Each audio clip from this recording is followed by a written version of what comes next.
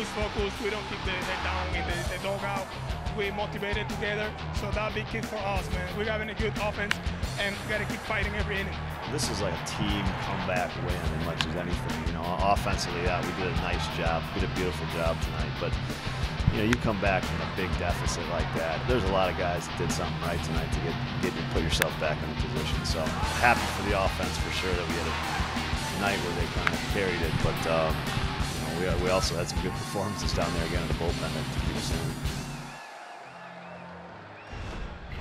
Yeah, good team win it was, and now we move on to game 3 in a night where it's in the upper 50s, cloudy but dry right now as the Brewers trying to continue their winning ways. Craig Counsell's team with its biggest comeback win in nearly a full calendar year. Mother's Day last year at Miller Park came back from 6 runs down to beat the Mets. Largest road rally in 7 seasons of Brewers baseball. Here is the lineup that Counsell has put together. Let's check it out. Presented by Potawatomi Hotel and Casino. Lorenzo Cain, Christian Yelich, Ryan Braun again at the top. Jesus Aguilar, and you're seeing that right. He's playing third base, hitting cleanup. Domingo Santana, Hernan Perez, Orlando Arcia, Jet Bandy, and Brent Suter. Because of the late scratch of Chase Anderson, Suter gets the call tonight. That's the lineup that will face the Rockies left-hander Kyle Freeland.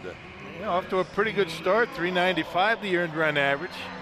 229 the opponent batting average. He was a first-round draft choice of the Rockies back in 2010.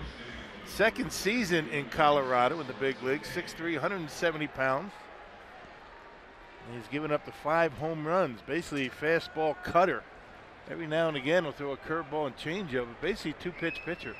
And we are set to go. Lorenzo Cain, who led off Thursday night with a home run, led off last night with a single as Freeland hits the inside corner for strike 1, and we are underway here in Denver. Brewers winning the first 2 games of this series. It wraps up tomorrow afternoon. A wild one last night. It was a 9-3 ball game after 4 innings, but the Brewers started to chip away. Eventually caught him and then won it in 10. Meantime, Lorenzo Cain needs a moment. He fell that hard off his foot. And the Brewers up and down the batting order really doing a good job. Bottom of the order has been pretty good in this series. 6 through 8 hitters. Bottom of the order getting on base, driving in runs. They've got 6 RBIs down at the bottom of the order in this series. Craig Counsell's been waiting for some production down there, you know, since opening day. And he has been getting it here at Coors Field. This ball club has been hitting very effectively with runners in scoring position as well. As Cain, a swing and a miss. There's a look at that cutter, and there's the first out of the night. Well, the Rockies have been very solid defensively throughout the first part of the season. Checking out the outfield, one change in the outfield. You got Cuevas in right, Parra, Blackman in the outfield. You got Arenado, Story, LeMahieu, and Desmond from third to first, and back-to-back nights for Iannetta behind home plate. The storylines coming into this series, both teams are trying to get things going with the bats, and they both broke through in a big way last night. Here's Yelich. That goes off of Freeland. Trevor Story is there for out number 2. Freeland popped back up. He appears to be okay. Yeah, a little shaken up, maybe a little. Thought that ball was going to get a bigger piece of him than it actually did, if it got him at all. But boy, Yelich taking that one right back through the middle. Check it out. Boy, just able to get out of the way, or did he slow it down a little bit?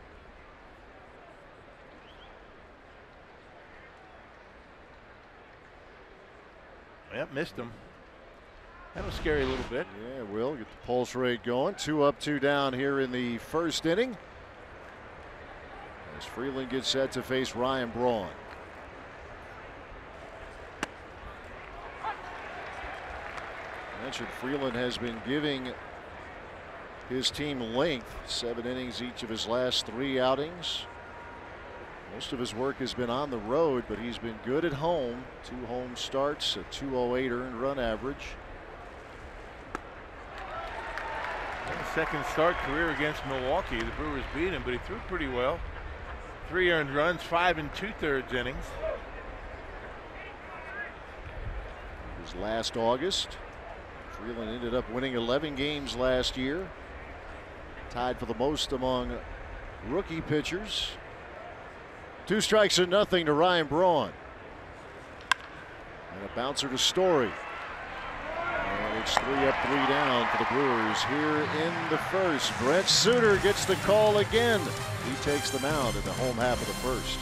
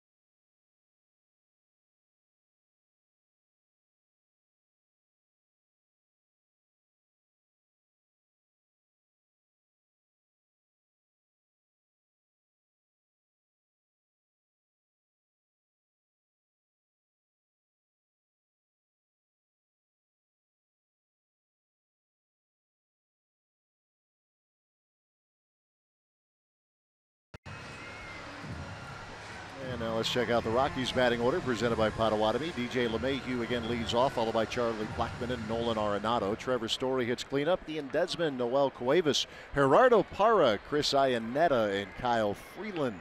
The Rockies batting order as once again Brent Suter on the mound. A late scratch Chase Anderson, so the lefty Suter gets the call. Here is DJ LeMahieu. Yeah, Suter making his 7th start, 9 appearances overall for Brent. Last time out in relief, 4 2/3. He came in for Wade Miley, who got hurt in the first inning. He came in the 4th hitter of the game, did Suter. Turned into a very good night for him, both on the mound and at the plate.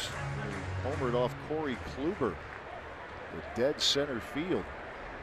So a little more warning here today, but not a ton.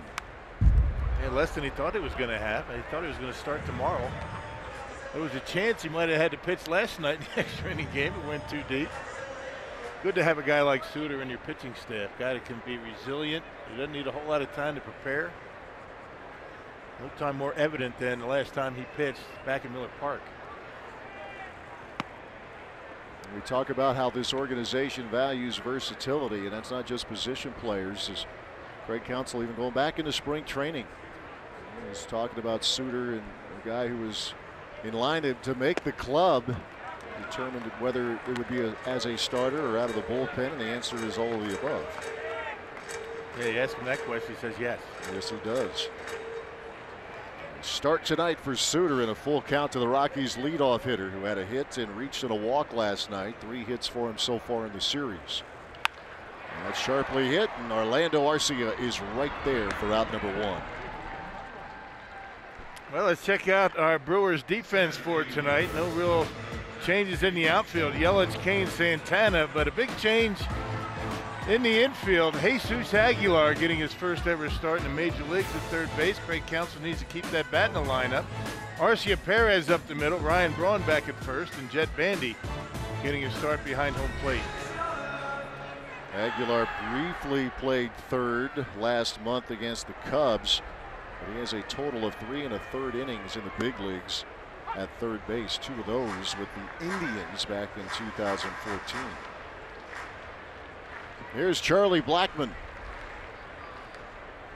starting to heat up by his standards at 285 average. Not bad by the standards of most. He's the batting champ of the National League. 3 for 6 last night was Blackman. Yeah, good against lefties. He's 3 for 4 career against Suter.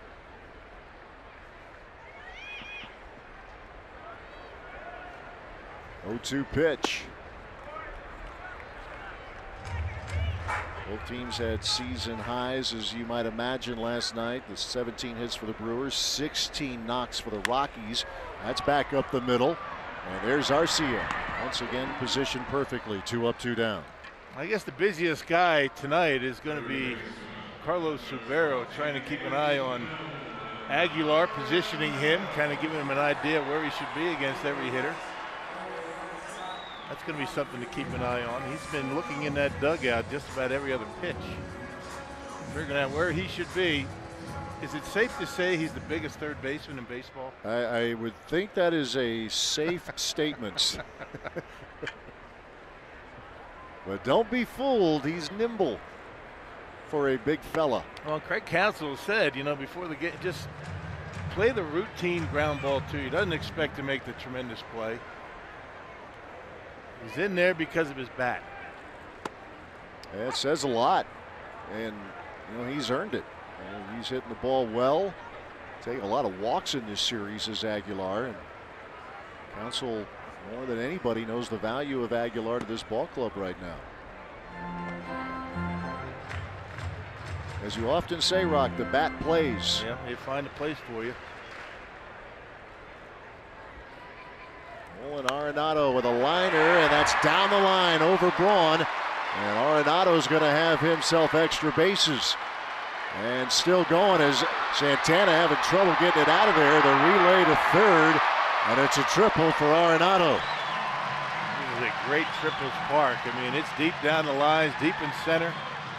350 in the corner down there, and Arenado now 4 for 5 against Brent Suter in his career. That'll be a triple. That's an awfully long throw from the corner all the way to third base, and Arenado able to take advantage of it and get into third base. Not a bad pitch, maybe up a little bit, but look at Arenado, a guy with 40 homers a year. That's a pretty good approach. And a lot of ground to cover for Santana to run it down. So Arenado now has reached safely in 22 consecutive games. Trevor Story is at the plate. And a fly ball hit back into deep left center field. And the Rockies have the early lead.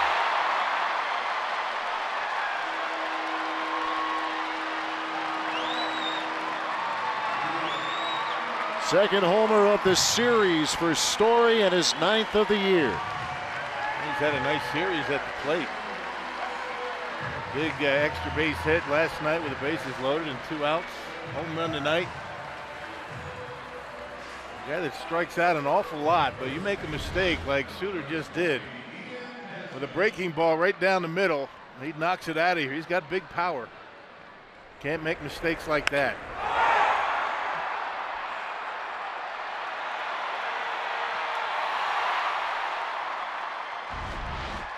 Craig Counsell came out. You were watching the replay there. There may be a question, the first live look of fan interference out there in left center field, as it didn't clear by much.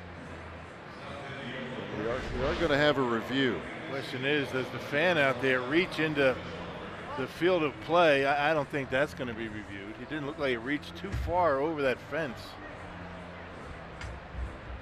Take a look at it. Yeah, maybe get lucky. Yeah, they are taking a look back in New York. This is a crew chief review. You can ask for it, which was what they did. They didn't have their official challenge. Calls like this are crew chief reviews. And the home run will stand. I agree with that. Yeah. As you mentioned, big night last night for Story. That bases clearing triple, a 4 RBI night, and a couple of runs batted in. One swing of the bat tonight.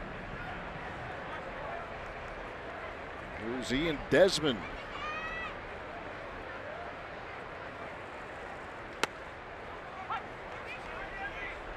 Suter got a couple of ground balls to begin the inning, but an Arenado triple. Long ball off the bat of Trevor Story gets the Rockies on the board. Into center field, Kane, long run, and he makes the catch. Wow, Lorenzo Kane again covering all kinds of territory. Here at Coors Field, he takes one away from Ian Desmond.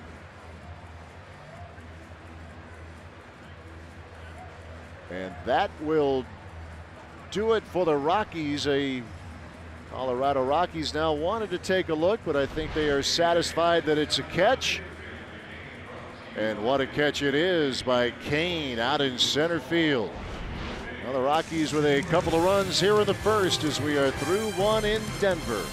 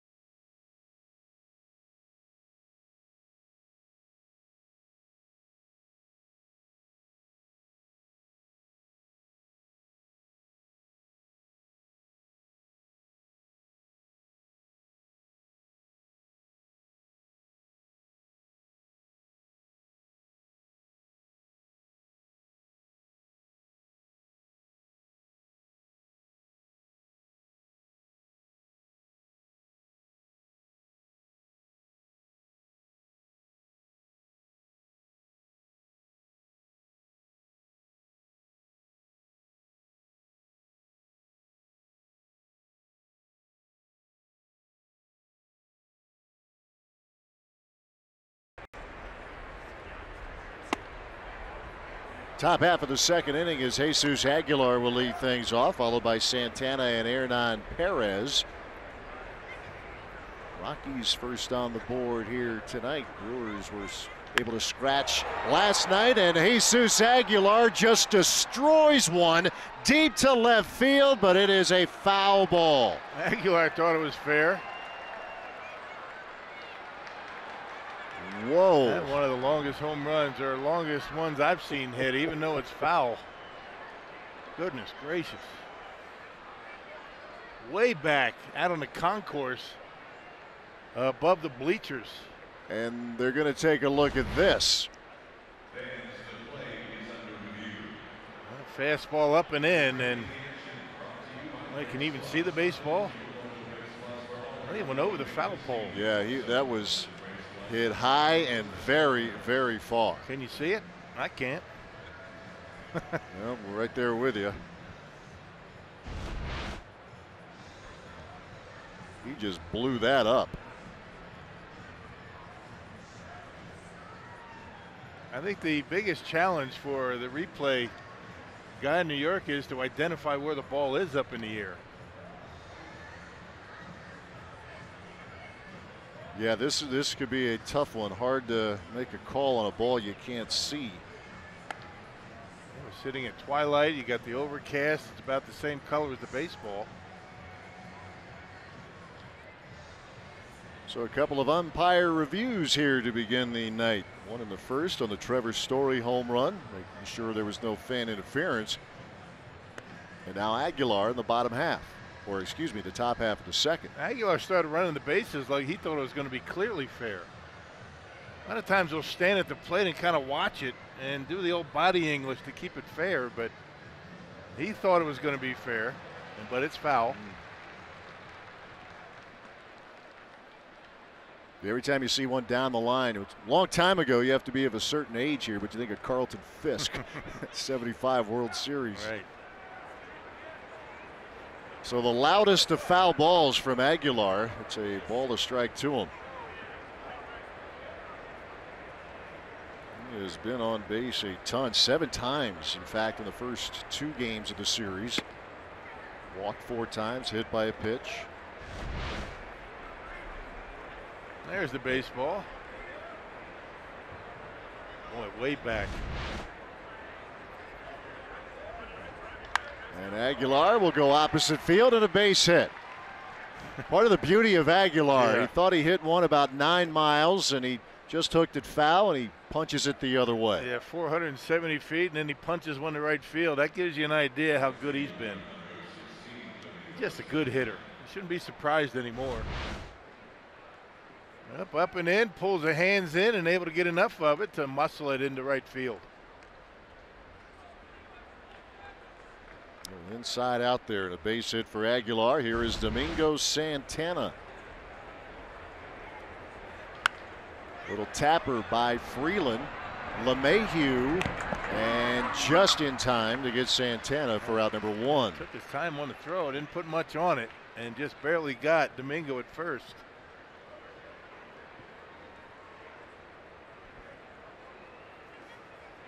So 1 away with Aguilar now in scoring position.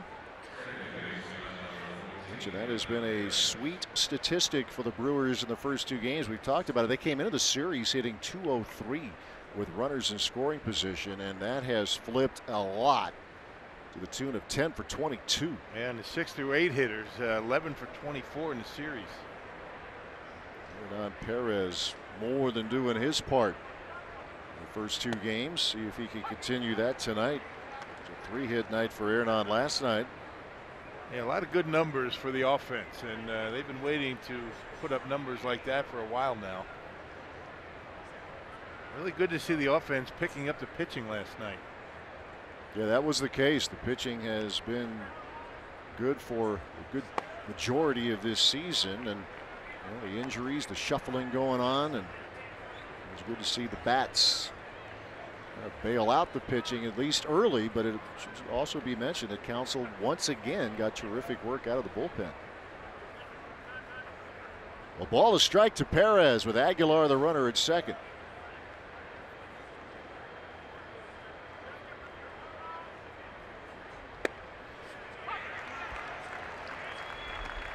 Catches the corner. Yep, you're not going to see many curveballs. You're not going to see many changeups. Fastballs and cutters.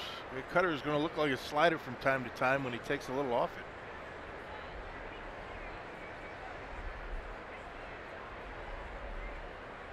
6'3", 170-pound, long and lean, Kyle Freeland.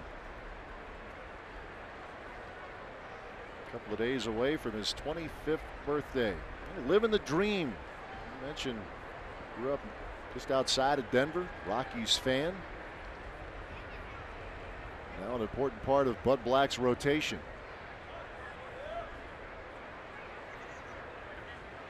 And Perez a swing and a miss for out number 2. So even as a young kid, he knew that throwing curveballs around here doesn't really make a whole lot of sense. So he's fastball cutter guy. Yeah, smart guy. Yeah. Yep, the cutter, outside corner.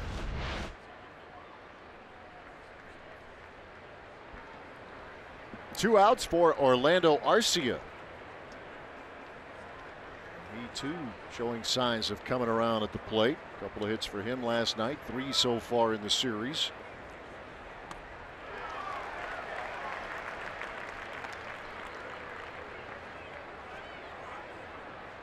Always have to remind ourselves this is his second full big league season. Last year he ended up hitting .277.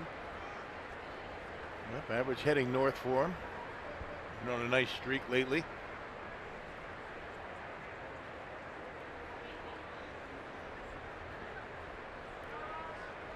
Freeland with a 1-strike pitch. Over to Arenado, who drops the ball, trying to make that little 360. And everybody's safe as Aguilar moves to third. That's going to be an error on Arenado. That's kind of like Haley's Comet right there. Yeah, that's a 5-time Gold Glover we're looking at right here. Yeah, I think this is more rare than the Brewers' 6-run comeback last night. This guy about as solid as it gets, and he makes this play routine. And just dropped it. That is his third miscue of this season. 5 full years in the big leagues, 5 Gold Gloves, and now opportunity knocks for Jet Bandy as he gets the call tonight. His last action was Sunday at Miller Park against the Pirates.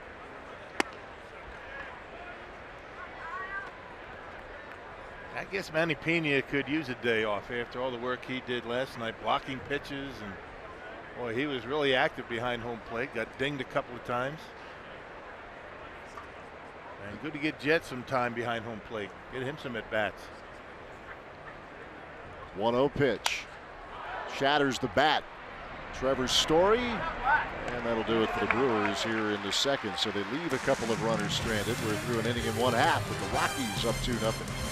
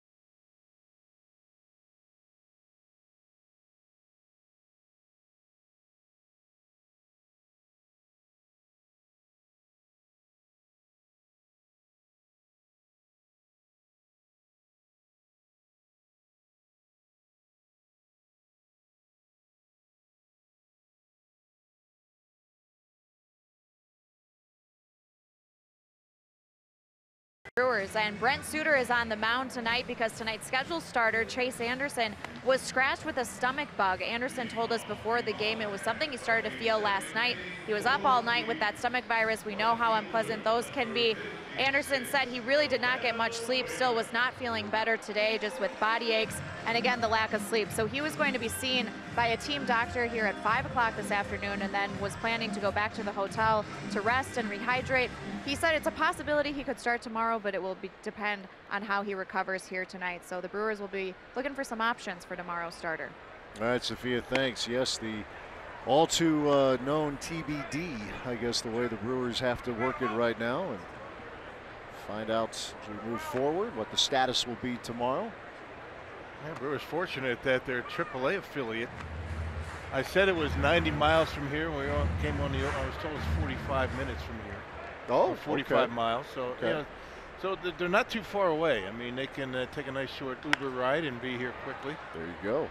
Here's a chance for Jesus Aguilar, and looking good as he tips the cap. Nicely done. He's got that out of the way. I would imagine he was thinking about that all afternoon. Greg Counsell didn't tell him he was going to be playing third base till he got to the ballpark. Looks like he's been there his whole life.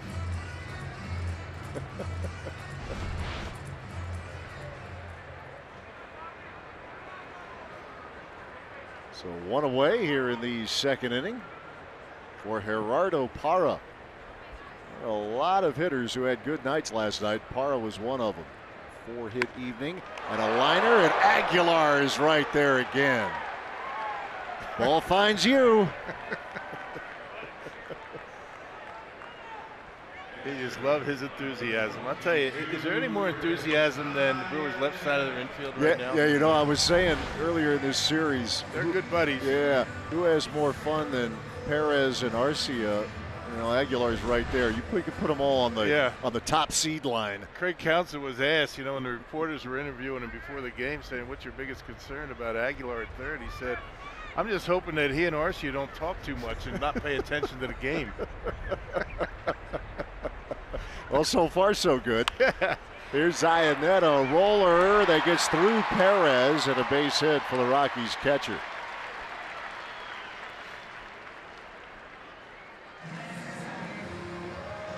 Yeah, each year, you know, I guess is separate even with most of these guys back from a year ago, but the one constant is that if things don't go well for the Brewers in a stretch, it's not because everything is too big for them. The lights are too bright. They know how to get after it when the game is on, but they also, I think it's important to have a little fun, have some laughs along the way. They really don't pressure themselves too much, do they? No, they don't. Doesn't seem like it anyway. Here's Kyle Freeland, the pitcher. It's a pretty good looking cut. Good athlete. In high school, he was an all-state golfer. He was in that long, lean frame of his. He played his college ball at the University of Evansville in Indiana. In the air to center field. Lorenzo Cain is right there. A much quieter inning for Brent Suter here in inning number 2. As the Rockies strand a runner, we are through 2 here at Coors Field. Good work by Aguilar. Rockies lead 2-0.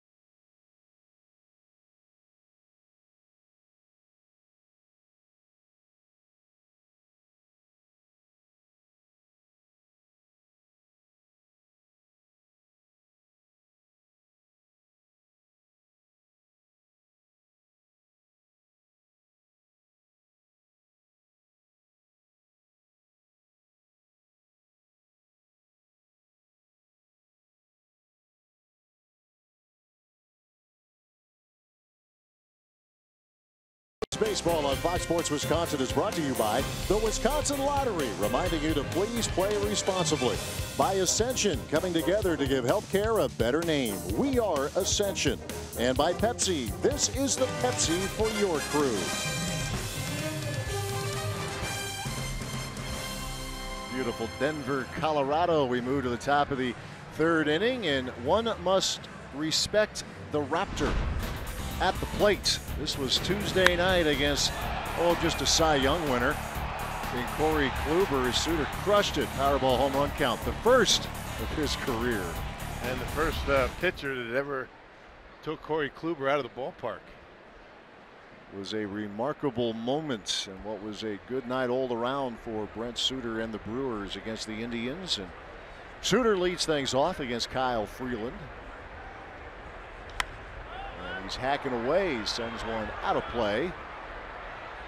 You see a little bit of Clayton Kershaw in the delivery of Freeland. Yes, yes.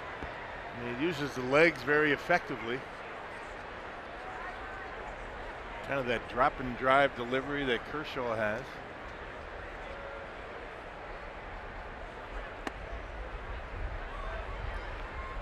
Yeah, I think anybody watching, you see that, and if you're familiar at all with Kershaw, so yeah, there's some resemblance there.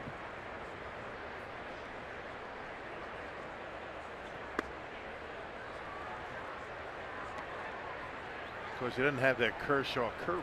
The old 12-6. Yeah, the old equalizer.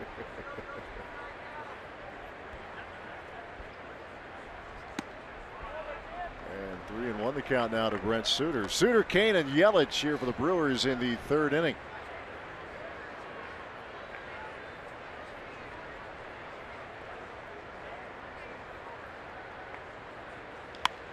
And Suter sends one to left field. Long run, Gerardo Parra can't get it in foul territory. Yeah, had him shaded shallow toward the line and almost able to get there in foul ground.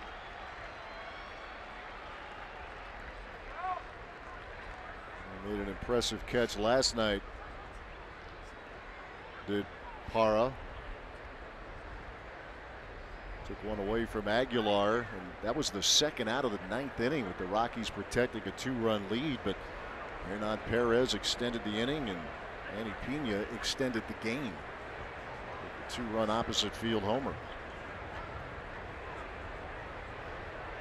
Payoff pitch to Suter. There you go. Suter works a walk. Hey, let's check out our pizza range for the win. We talk about Suter, always prepared. This guy is always ready to get out on that man, whether it be long relief, short relief. And you start him, he's making a start early tonight. You know, the big man at third base, his first start ever, and second appearance at third base this season so far for Milwaukee. 2 for 2, pretty good plays. And the Brewers road warriors, they've won 5 in a row on the road, and they've been very good here at Coors Field. They've won 4 straight. And 10 of their last 14 overall. Aguilar getting his first big league start at third, if you're just checking us out here tonight. Kane struck out to begin the game, and he corrects that by singling opposite field here in inning number 3. So the first 2 on here for the Crew.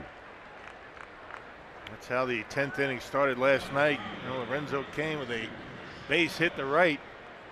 Finally coming around to score with Travis Shaw's base hit. That's just a pretty swing, 87 outer half, and goes right with it. Bang up job in that leadoff spot for Lorenzo Cain. His on base percentage very close to 400. That's how good he has been. That spot here is Christian Yelich. Brewers trying to get a threat going here in inning number 3. Cutter in there for strike 1.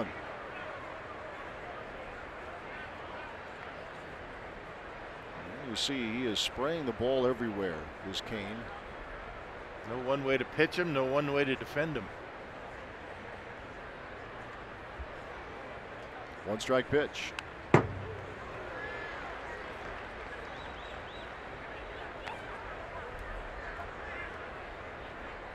Yelich, a couple of hits in the series, 3 homers to go with his 12 RBIs.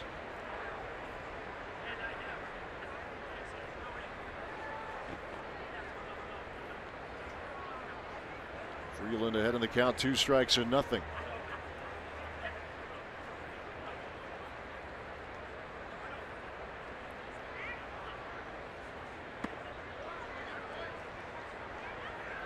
Freeland last year flirted with a no-hitter against the White Sox. It was back in July, went 8 1/3. Melky Cabrera broke it up. It's as close as they've come to a no-no in this ballpark. Ubaldo Jimenez had one for the Rockies. That was at Atlanta in 2010. Split his 22 decisions a year ago, did Kyle Freeland. And he gets a strikeout of Yelich for out number 1.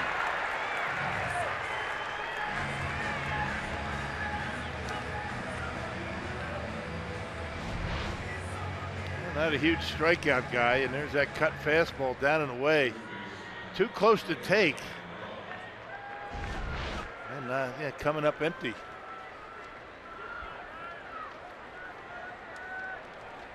One out with Kane, or rather Suter at second, and Lorenzo Kane at first.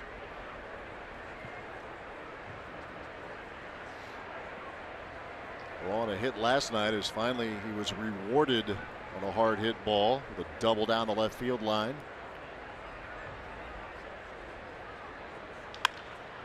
In the hole, Story. There's LeMahieu for one, and the throw is in time to double off Braun. 6-4-3 is again the Rockies. It's a slick fielding outfit, and they turn the inning-ending double play. The first two reach, but the Brewers do not score. It remains 2-0 Rockies.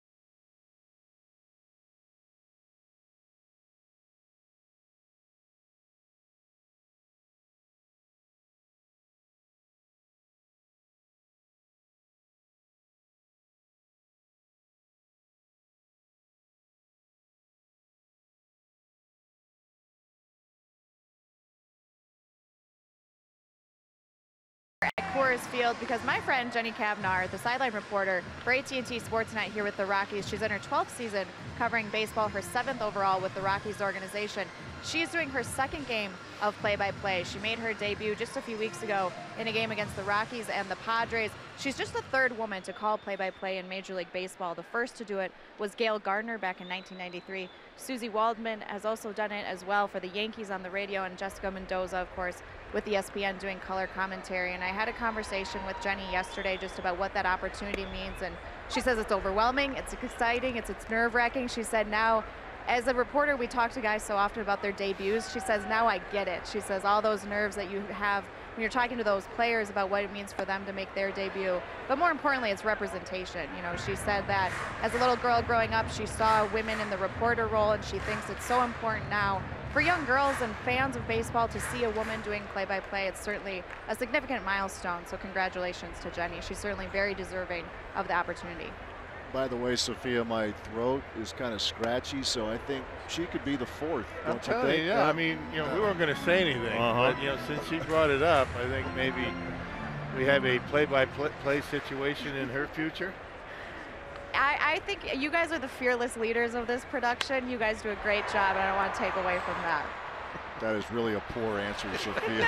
LeMahieu with a fly ball to center, out number one. You know, that I was really glad you mentioned Gail Gardner, because I mean that's back I think in the 80s, early 80s. She's really a pioneer for women to get into sportscasting, and no, it's very cool. You see it in football, you see it in basketball. Yeah, there's some very, very talented announcers out there. I think Sophie's got a future up here, maybe 1 or 2 games. Yeah, I think.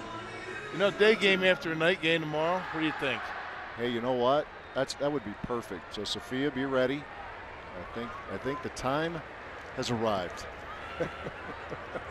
That's just too easy. You can't pass that up. No. And Sophia's very good at her job, as you all know. Here's Charlie Blackmon. Grounded to Arcia in the first inning.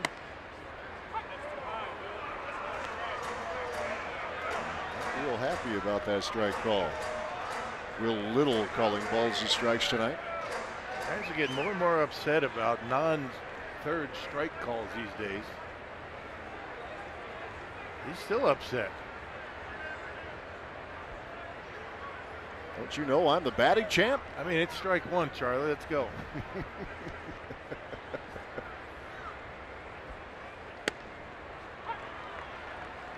I think for a long time now, every time someone argues a strike that is not strike three, I just go back to last year, Bryce Harper. Right. Against Josh Hader. It was a great matchup, and Hader ended up striking him out, and then Harper was still jawing about the strike two call. Yeah. And he got tossed. 2 balls, 2 strikes.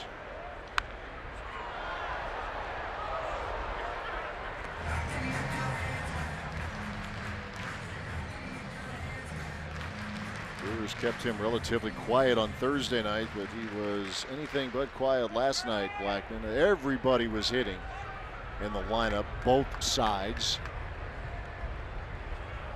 This became the hitter's paradise it's been known for. And Suter up in the zone with a strikeout, out number 2. And again, the first strike was called up in the zone, so Blackmon's figuring I better swing. And that's where Suter gets a lot of his strikeouts, right up there, clearly in the strike zone. 88 up and in.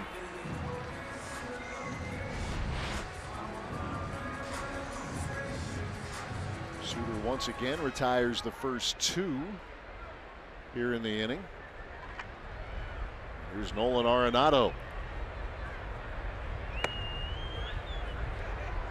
Arenado tripled in the first. He didn't have to stay there long. Trevor Story left the yard. And that's hit well down the line, and that's extra bases. Arenado with a triple in the first and a double here in the third. Well, he sees the ball pretty well against Suter, doesn't he? Now 5 for 6. That's some incredible success against a pitcher. All 4 of the Rockies' hits have come with 2 outs. Capitalized in the first, nothing doing in the second after the Iannetta 2-out single. Yep, up and in, and Arenado able to turn it around down the line.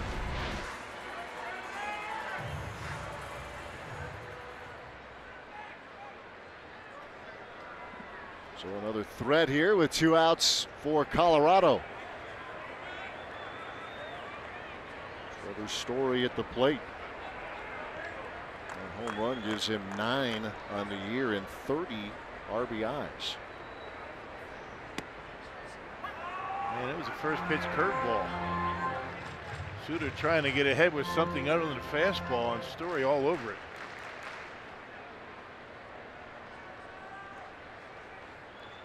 The eyes has Story climbing the charts. Top 5 in the National League. And Suter gets the high strike. Better start swinging that. He's going to call it. Hitters beware on the high strike. Take heed. I doubt he's going to adjust. 2 strikes and nothing to Story.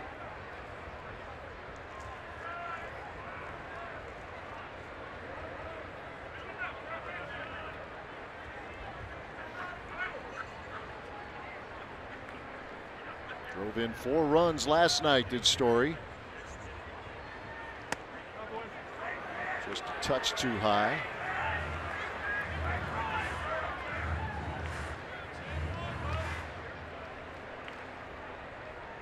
Second career start, Suter, against the Rockies. Came out of the bullpen last year. 1 outing, couple of innings of relief.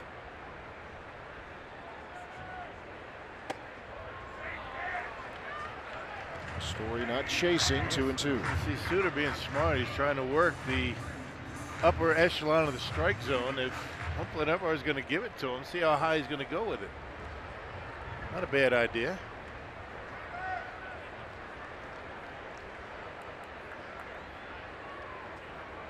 Here comes the 2-2. To left field, and that's down. That'll be extra bases. Arenado will score, and Trevor Story continues to swing a red-hot bat in this series. Back-to-back doubles, now 3-0. 2 outs, nobody on once again. Arenado and Story able to play a run. Let's see where that one ended up. You know, Cutter down. He was having success up in the strike zone. That was down, and Story able to hit it hard down the line and left.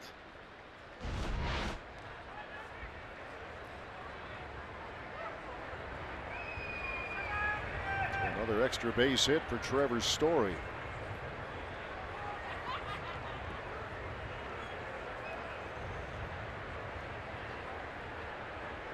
Got the batting gloves off. Now you get the sliding glove on the left hand. Here is Ian Desmond. Tough chance for Aguilar. Check it out. What do you mean tough? Come on. Routine. Jesus Aguilar. Brooks Robinson. Step aside. How about this guy? Love it. Looking like a Gold Glover. Rockies pick up a run, but Aguilar denies him another one. 3-0 Colorado.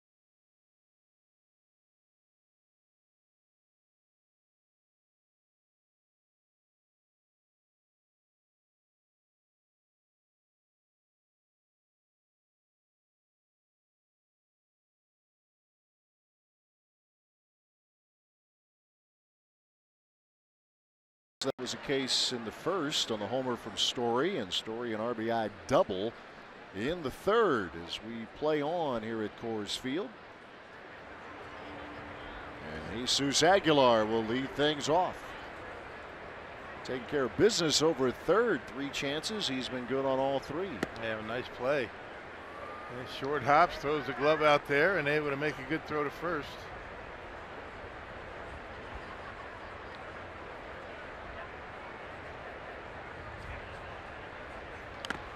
Aguilar just missed a home run in the second inning. He crushed it. It was just foul and ended up singling the other way.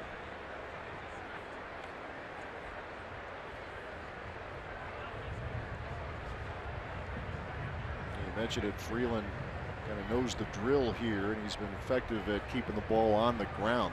No fly ball outs so far. 3 strikeouts.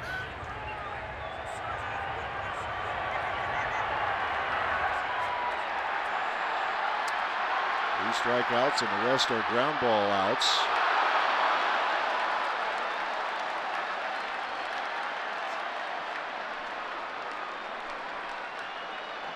It'll be Aguilar, Santana, and Perez.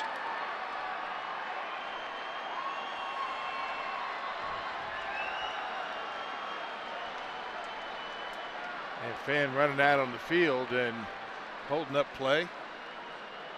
I imagine there's some alcohol involved in that decision.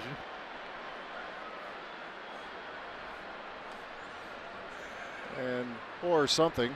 Right. Welcome to Colorado, everybody. Right. Yep.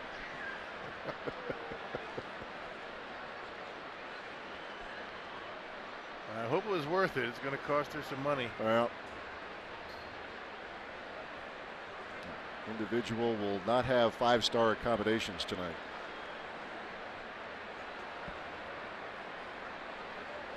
In the meantime, a 1-1 count to Jesus Aguilar.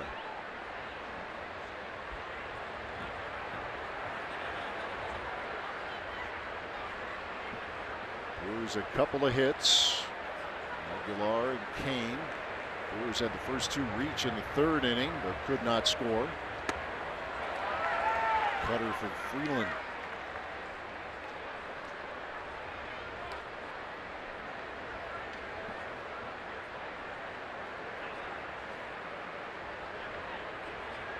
Now the 1-2.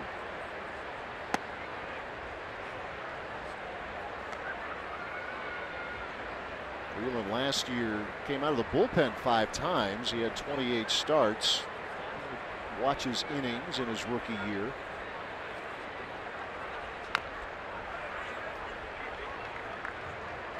Not a hard thrower. You're talking 92, 93, tops out the cutter, that he throws upper 80s.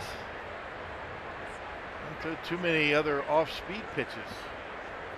Good command, keeps the ball down, like you said. Most of that bullpen work for Freeland came in September last year. And Aguilar goes down swinging. Out number 1. And the other thing he's done a very good job of tonight, first pitch strikes, 10 of 12. That makes your job a little easier.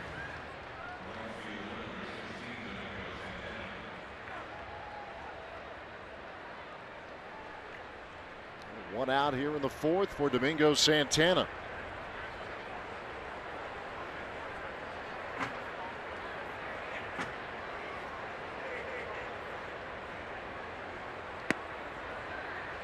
Santana, another who is showing some signs in the homestand. He had a 5 for 15 homestand. Remember, that was just a 5-game stay at Miller Park. Homered. Drove in a couple of runs. Showing signs of being on better balance through the swing. A little off balance there on that fastball in the inside corner. Here's the 1-1.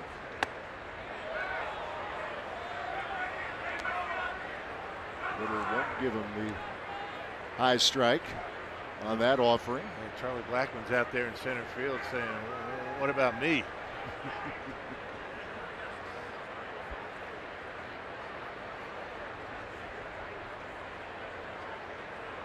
But Black might be wondering the same. And there goes another bat. Arenado. And that is out number 2. Well, you really do have to be heads up. Yeah, no kidding, huh? Yeah, the netting goes right to the edge of the Brewers dugout. The bat landed between the tarp and the wall, beyond third base.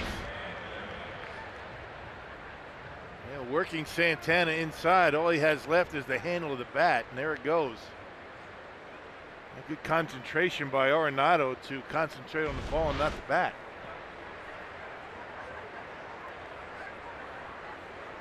Two outs, base is empty for Perez. How many of those have we seen in this series? I was just about to say that. I mean, about the 3rd or 4th one that has broken like that. Yeah, a couple of them tonight already.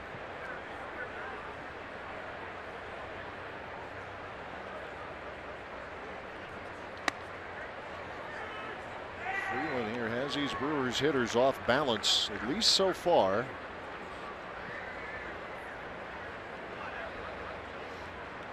Perez a strikeout victim in the 2nd.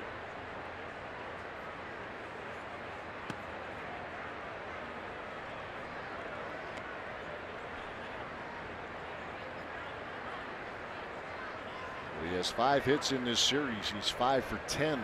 Is Hernan Perez.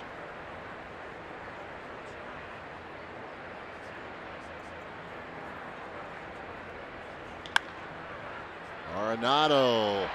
Tough play, and that's what a Gold Glover does. Nolan Arenado getting tested a couple of times here in the 4th inning. Makes good on both, as the Brewers again are retired in order. A lot of ground balls from Kyle Freeland. More good defense from the Rockies.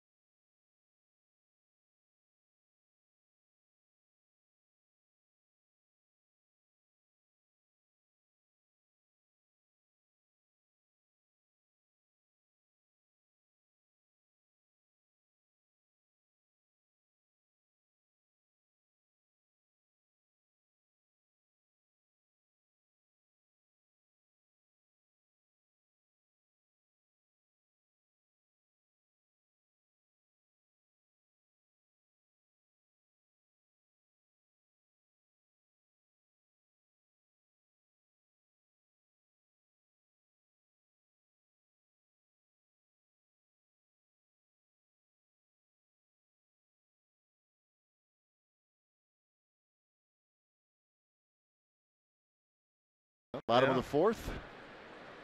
Need a Marquette sweatshirt out there somewhere. Yeah, you know, it is kind of hoodie weather tonight. Yes, it is. A little chill.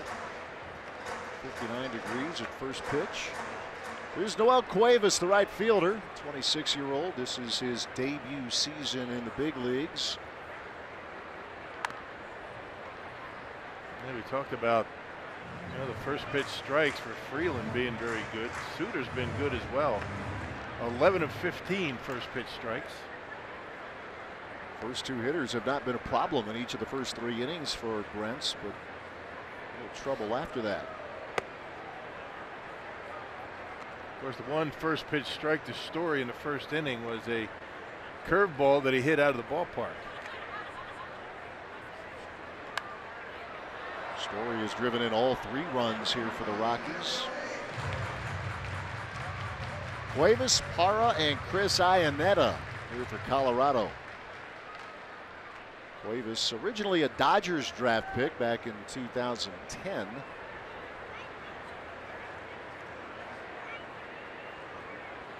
The 1-2.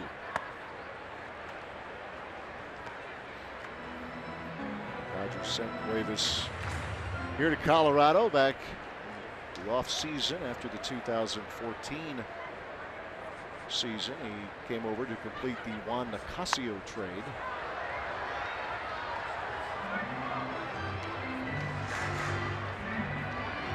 The book on him is he runs well. Yep, a late insert into the starting lineup for Colorado when it was announced that Chase Anderson would not start. It was Carlos Gonzalez in the original starting lineup. A left-handed hitter, so they go with the right-handed Cuevas.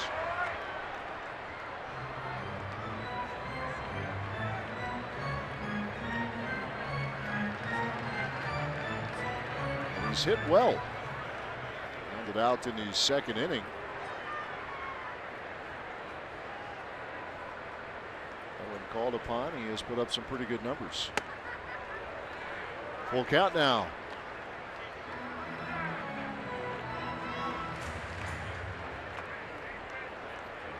Parra waits on deck.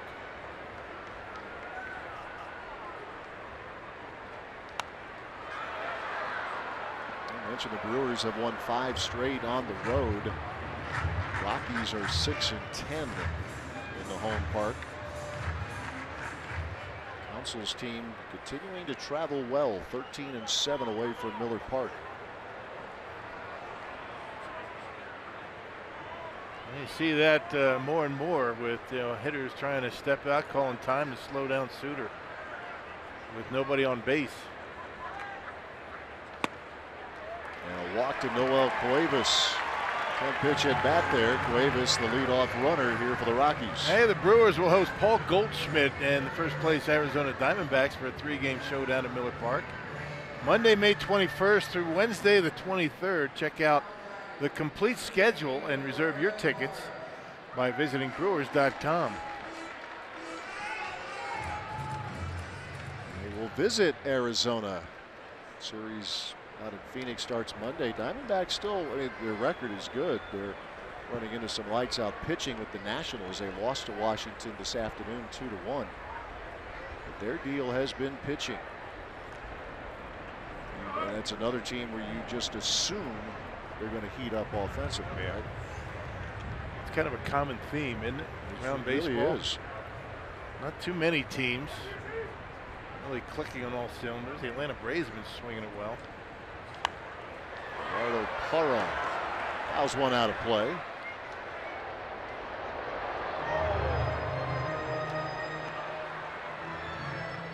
Yeah, the Braves, seems like every night we're seeing some Ozzie Albies highlights. Atlanta leads the league in runs scored, batting average. I don't think anybody saw that coming.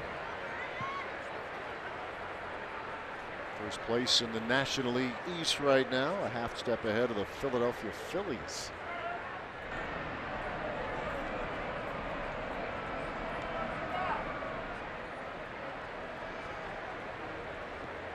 Cuevas can run a little bit. He had some pretty good years in the stolen base department in the minor leagues.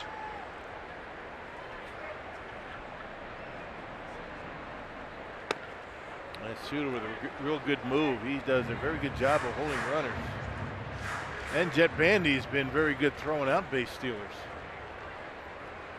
4 out of 6, as a matter of fact.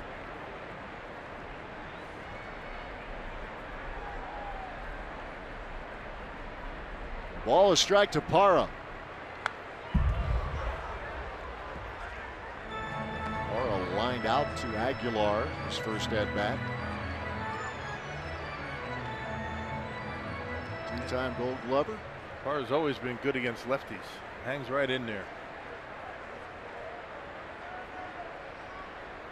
Performed well in his time with the Brewers.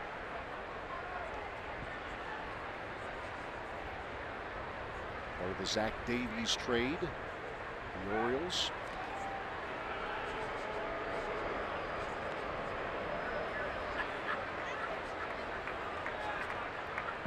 He continues to keep an eye on Cuevas. Lead-off walk.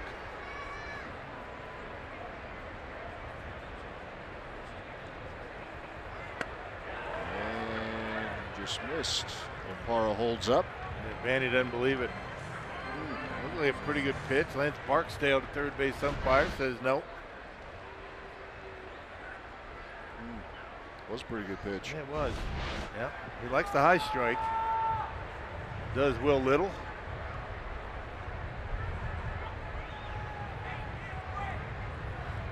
Suter with the 2-2 to right field. And Lorenzo Cain will drift over in right center for out number 1.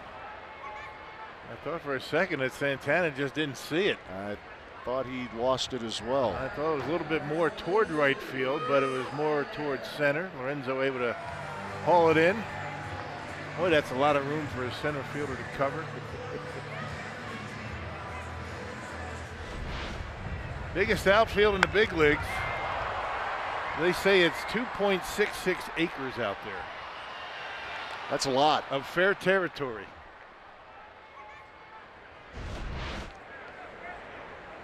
Cain already with one very impressive catch. That was in the first inning. Took a hit away from Ian Desmond. As we mentioned on Thursday night, though, we're talking about all the space out here. Cain would be able to handle it more than most all those years in Kansas City. That also a spacious outfield.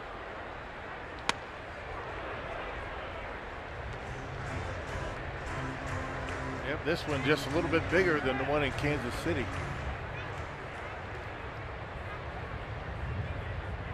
A lot of ground. 0-1 to Chris Iannetta, who singled to center in the second inning. He homered last night.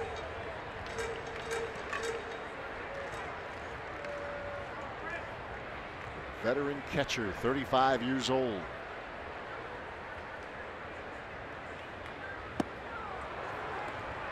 Hold the string, nice pitch.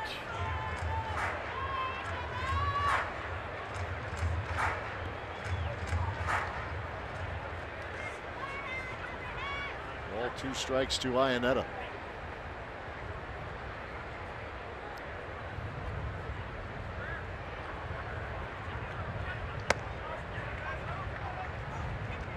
Second time around with this ball club for Chris Iannetta, was with them from 06 through 2011. Big years history of this franchise. 13 seasons in the big leagues. Had a nice career. 2-2 pitch.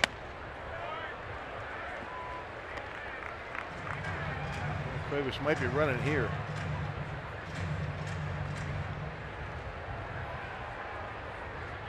Kyle Freeland, the pitcher, waits on deck.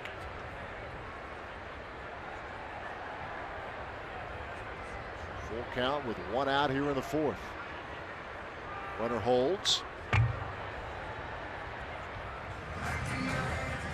Such a big part of Suter's game, fielding his position. And we saw that. He does a good job of that. We saw that in that relief appearance against the Indians back at home. Made a number of nice plays. Holds runners well. Understands the importance of that. Yeah, laid out a diving catch on a bunt attempt. Turned it into a double play. 3-2 pitch. Little bloop down the line and right, and that is a foul ball.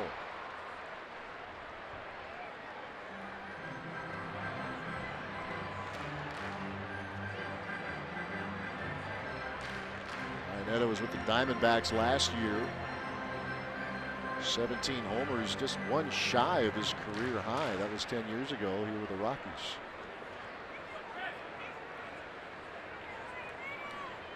Yeah, Rockies, Angels, Diamondbacks, now back to Colorado. He likes the West. 8th pitch of the at-bat coming up.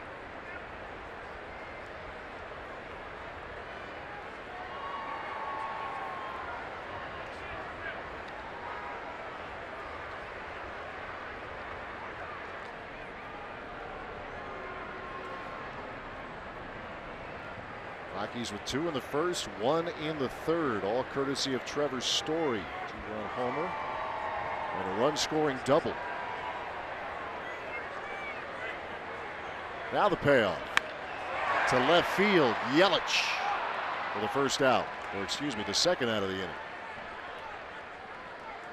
Hey Brewers fans, if you can't watch games on TV, stream them live on your mobile device with Fox Sports Go, presented by T-Mobile. Download the app, take Fox Sports Wisconsin and Brewers baseball wherever you go.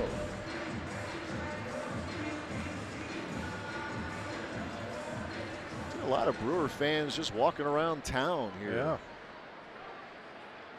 Make a little trip out to Colorado. Have your fun during the day and come out for more fun at night. Brewer fans everywhere. No doubt we'll see a lot of them in Arizona. It's not a bad place to visit if you want to see the Brewers on the road. Not bad at all. Nice town. Low-dough district of Denver.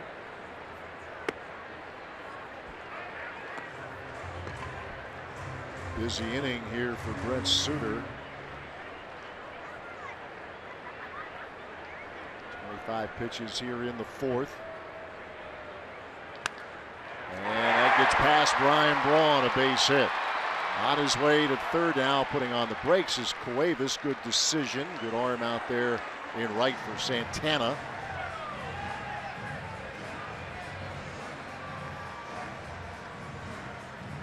And not a bad swing by Freeland. You can't tell by his batting average, but that's a pretty good swing. Got a pitch Down in the strike zone and got it by Braun, who was holding the runner. Now the lineup turns over. DJ LeMahieu. That's something. Every hit for the Rockies has come with 2 outs. Yeah. The only difference in this inning, the leadoff man reached in a walk.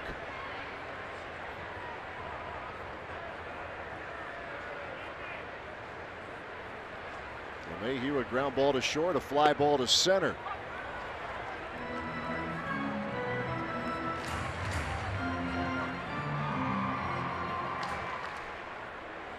Rockies 2 for 3 early on with runners in scoring position. Chance here for LeMahieu in the 4th. And Suter again at the top of the zone. 2 strikes and nothing.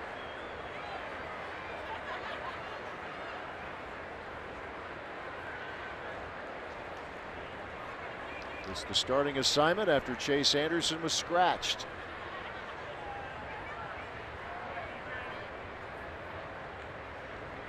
The 0-2 got him swinging as he elevates, and not able to catch up to it is LeMahieu. Big strikeout for Suter as he strands a couple of Rockies. No damage done. Rockies lead 3-0 after 4.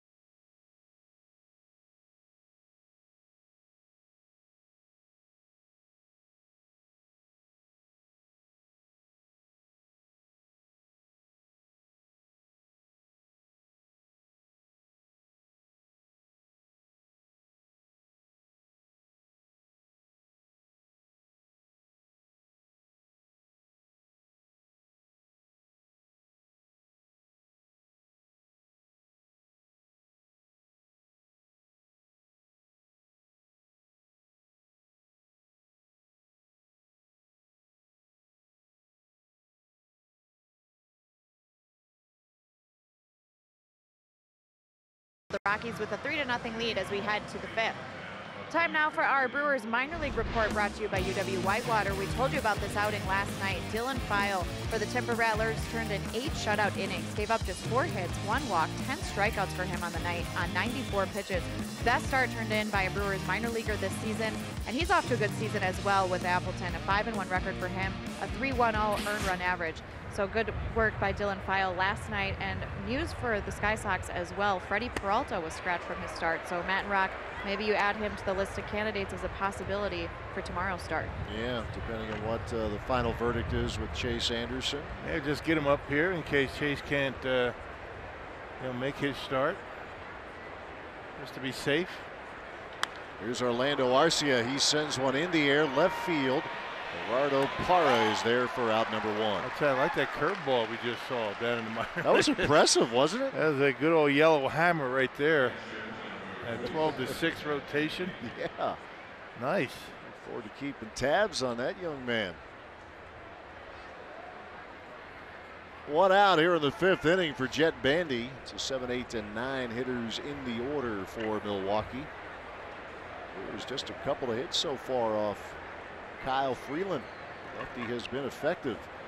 Finally a fly ball out, the first of the evening for Brewers hitters. Anything else on the ground or punch outs?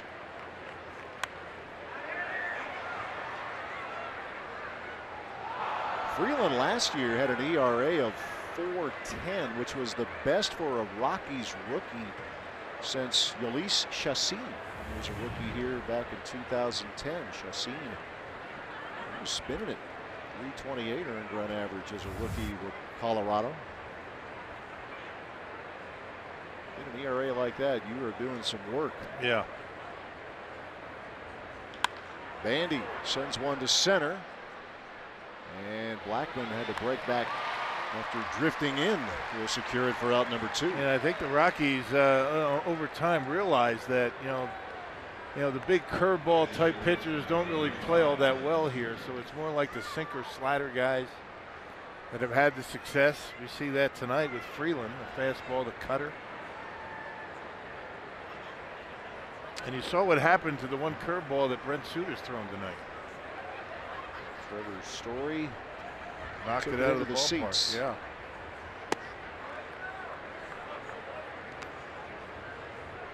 Remember Darryl Kyle as he's had a lot of success, but when he came here to Colorado, that curveball just wasn't working. Mike Hampton. Right. Guys like that. Yeah. All about the fit. Suter to left field. Parra going back, and that's over his head. And that bounds into the seats for a ground rule double as Suter continues to rake. He homered on Tuesday against Kluber. He doubles against Freeland tonight. Opposite field. They were playing him shallow and left. And Gerardo Parra not able to go back and grab it. So both pitchers have base hits tonight. Freeland last inning, a single. And now Brent Suter taking Parra, getting over his head. And now he's in scoring position. And fired up about it.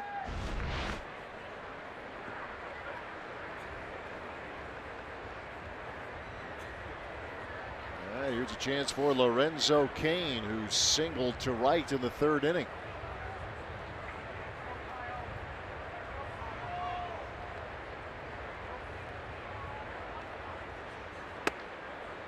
It's the 3rd hit of the night now for Milwaukee.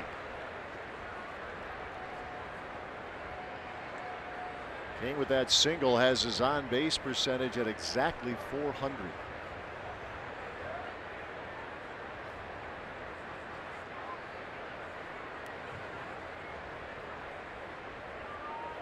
Suter doing a lot of dancing off the bag at second. Is he thinking about stealing 3rd? He is amped up. Yeah, he's something about. Come on, stay there. Settle down, big fella. Don't be pulling anything, getting back to second.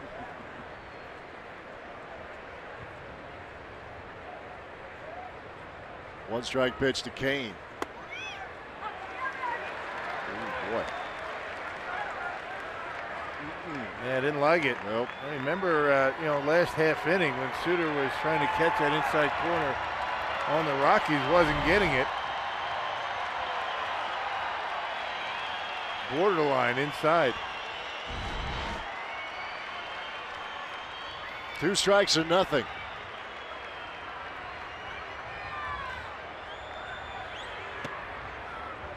Brewers looking for their first hit tonight with runners in scoring position. A lot of damage in this series through the first 2 games. 2-out double from Suter.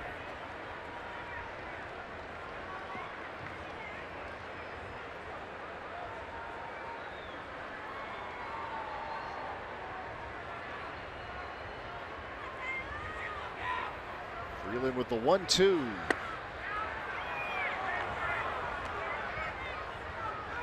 Doesn't really seem like Lorenzo Cain's bothered too much hitting with 2 strikes. Does a nice job of shortening up. He'll go to right field with 2 strikes. Makes very good contact.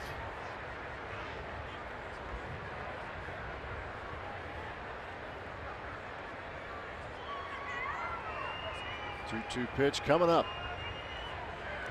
And he tried to check, did not, and the inning is over. Shouldn't have said it. Yeah, Brewers denied. Still 3-0 Rockies.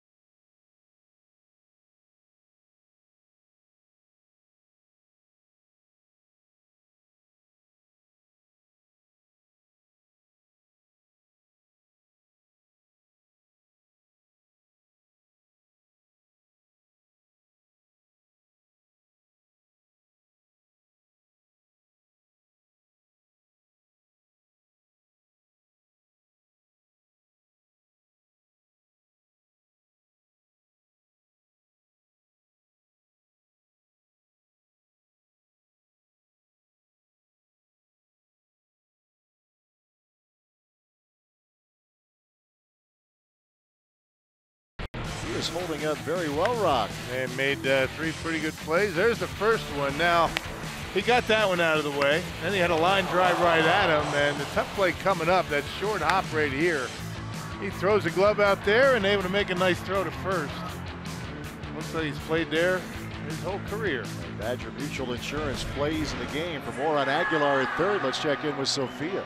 Well, coming into his first start, he had only played 3 innings at third base, and we were laughing with Aguilar before the game because he said, we asked him, what did you find out? And he said, well, actually, Orlando Arcia told me. He said, had Craig Counsell told me last night that I was going to be starting at third tonight, I probably wouldn't have slept. So he said Orlando called him, said, hey, you're playing third base tonight. And Orlando said, or excuse me, Jesus said, no way. Checked the lineup, he was in there, but he was excited about it. And you heard from Craig Counsell as well, he was just worried those two wouldn't be chatting all night. But he said he's excited, he's looking forward to the opportunity. He takes grounders there during BP all the time, so he's ready for the opportunity. And so far, so good. Yeah, keep the bat in the lineup. And he's made all the plays so far.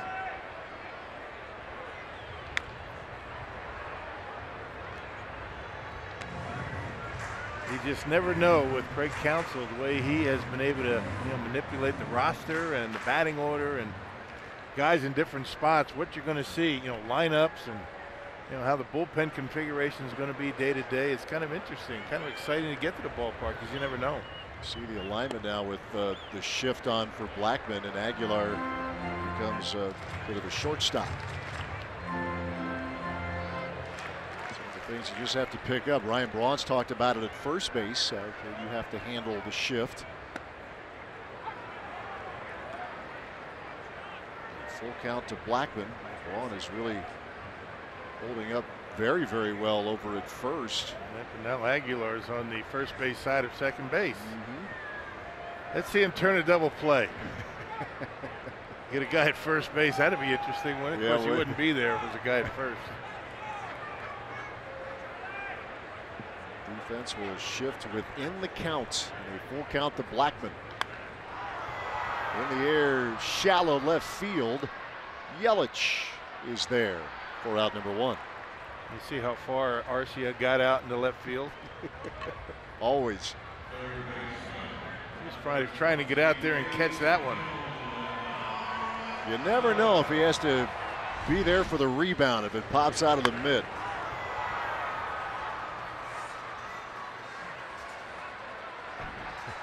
Went a long way.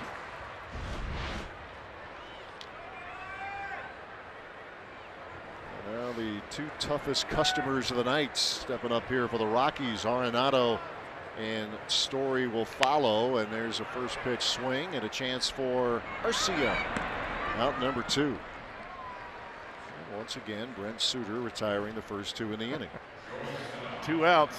This is where all the trouble has come. Has come first and foremost from the 3-4 hitters. That's the first time that Arenado has been retired after a triple and a double. Here is Story, who has homered and doubled. The rest of the Rockies are 2 for 15. Story's got 30 RBIs. Yeah, he's right there among the leaders. Actually 31. 3 of them tonight.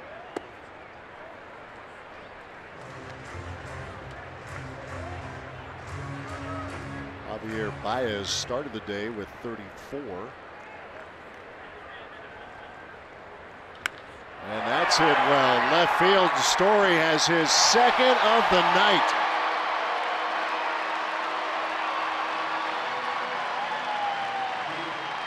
A 4-0 lead for the Rockies. Yep, and 2 outs, nobody on. Another homer for Story. On a 1-0 pitch.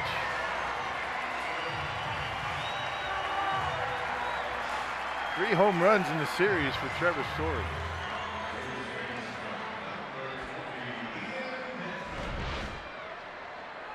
You try and get to Colorado with this guy swinging and missing a lot. He hasn't done a lot of that in this series.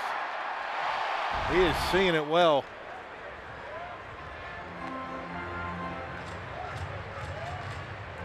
And another multi-homer game for the Rockies shortstop.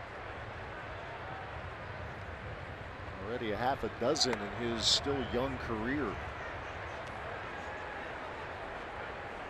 His career started in a very loud fashion in 2016, at 10 homers in the first month of that season. Ian Desmond sends this in the air, right center field. Kane calls for it. And that'll do it for the Rockies in the 5th, but the Trevor Story show continues. He's driven in all 4 for Colorado.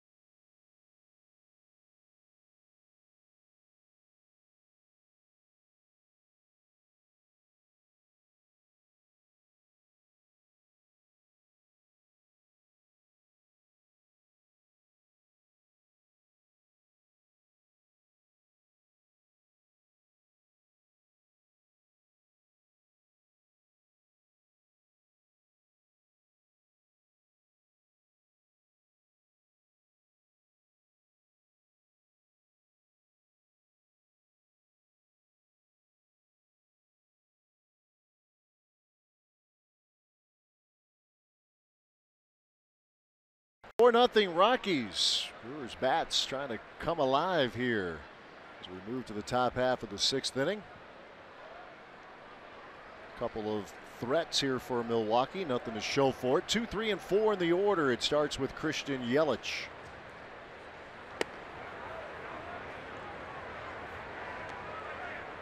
Yelich, a ground ball to short, then a strikeout. It was in the 3rd inning. Yelich, Braun, and Aguilar.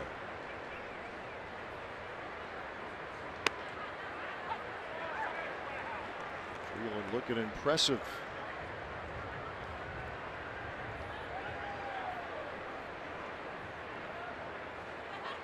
Second start in his young career against the Brewers.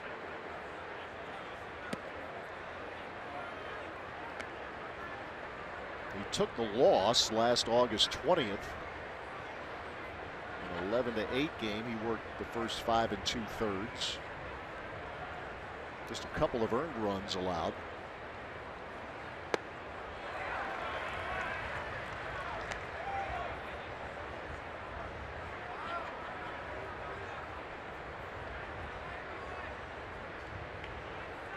Couple of threats. Brewers left runners at the corners in the 2nd.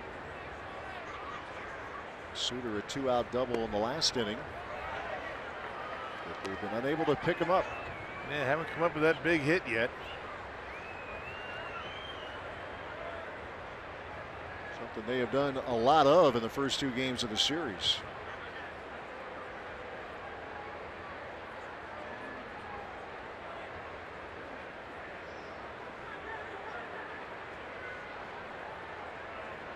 Here's the payoff pitch to Christian Yelich. And that's Arenado. 1 out.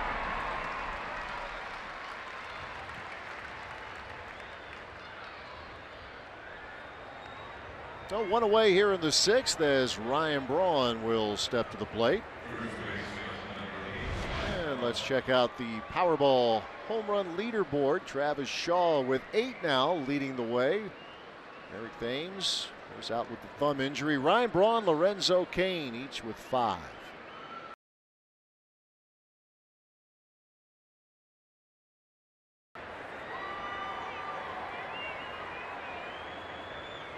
Yeah, that was one of the great points of yesterday's game. 2 home runs. They were big ones, but Brewer was able to put up a ton of runs with only a couple of home runs.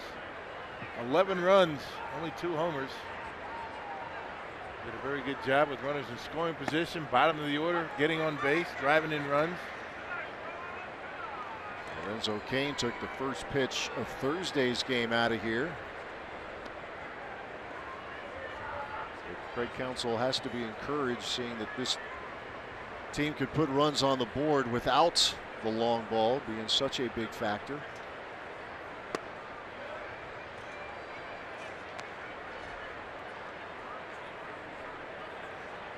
2-1 now to Ryan Braun.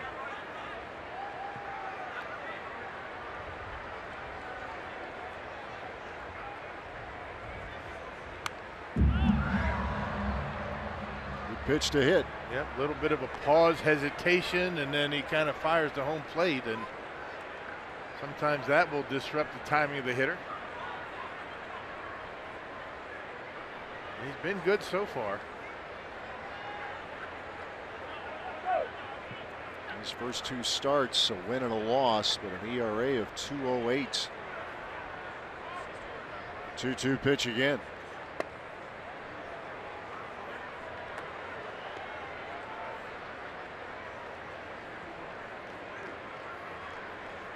He's gone 7 innings in each of his last 3 outings, Freeland.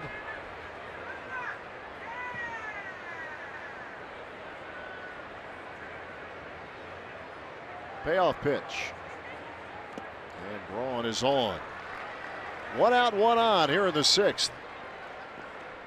Hey, on Sunday, May 27th, all fans in attendance for the Brewers game against the Mets will take home a one-of-a-kind Travis Shaw Mayor of Ding Dong City bobblehead, courtesy of U.S. Cellular. For tickets, visit brewers.com. How come I can't say that without laughing? It's impossible. That's why.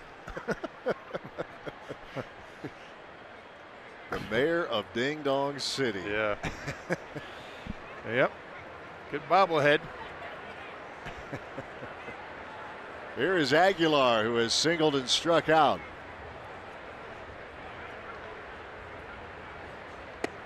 This, by the way, planned day off for Shaw. The lefty Kyle Freeland on the mound. Shaw's been tearing it up in the first 2 games of the series, 6 hits, but sticking with the plan right now. Yeah, red hot. He's been swinging it as well lately as he has all year. Brewers don't have a team off day until Thursday before the Twins series. Yeah, Shaw came to town scuffling. He was 5 out of his last 50, but 6 for 11 in the first 2 games of this series. But even he needs a breather now and then. Mm-hmm.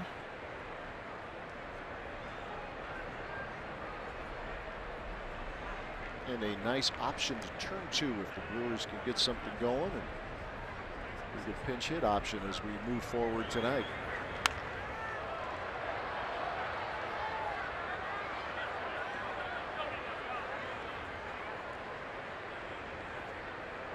Earlier today, the Cubs beat the White Sox 8-4 at Wrigley Field.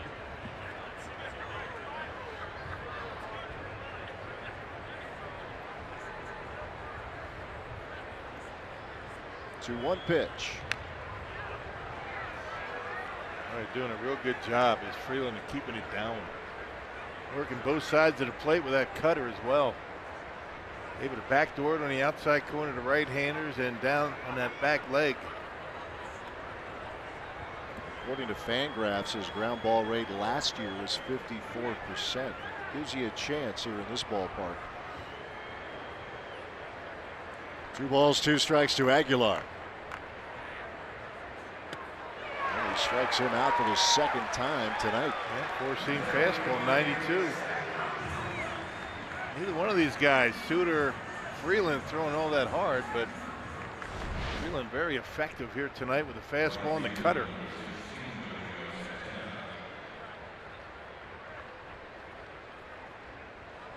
Aguilar can't believe he missed it.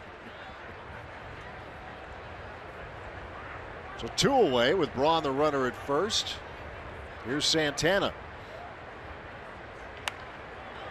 That's going to go over the outstretched glove of LeMahieu. Braun motoring over to third. And another opportunity here for the Brewers. A little fish shot right into center field.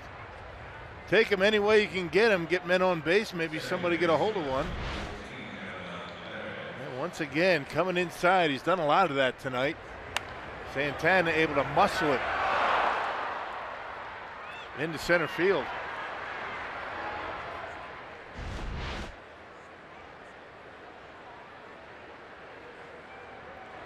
Brewers tonight 0 for 6 with runners in scoring position. See if they can turn that around now as Hernan Perez steps to the plate. He struck out and grounded to third.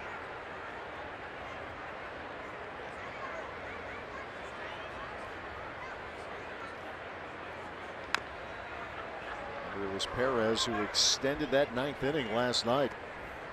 2-out single and set the stage for Pena.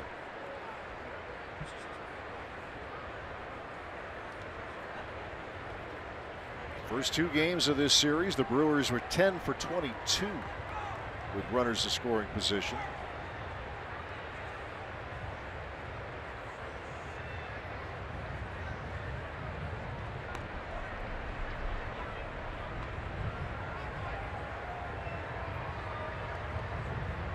Seen a little bit of everything in this series. Some good pitching, a ton of offense last night. Also seen a lot of pretty good defense.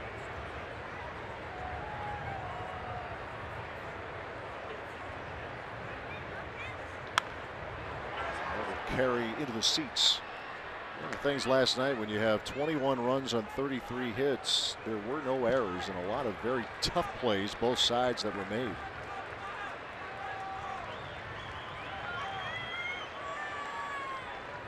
Yeah, Brewers have been pretty good defensively. I mean, they've tightened it up since the first couple of weeks. And the Rockies have been pretty good throughout this season so far. Here's the 0-2. Matter of fact, the Brewers are facing the 2 best defensive teams on this road trip, Arizona and Colorado. Arizona only 12 errors this year. Arenado's committed an error tonight. And made some tough plays as well. Ball 2 strikes to Perez.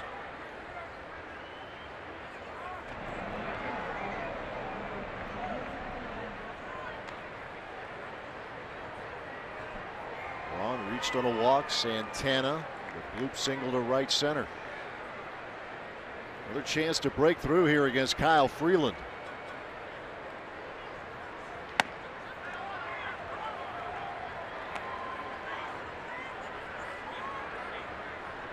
Remember on Thursday night, the Brewers stranded 7 runners in the first 3 innings of the game and then turned things around. They were able to come up with a big hit. See if Perez can deliver here and get the Brewers back into the game.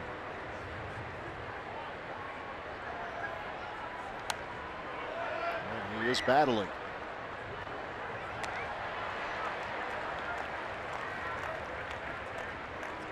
For his first hit tonight, but Perez has 5 hits in the series.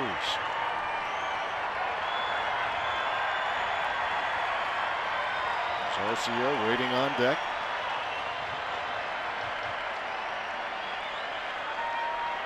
The 2-2. Good at bat here for Hernan Perez.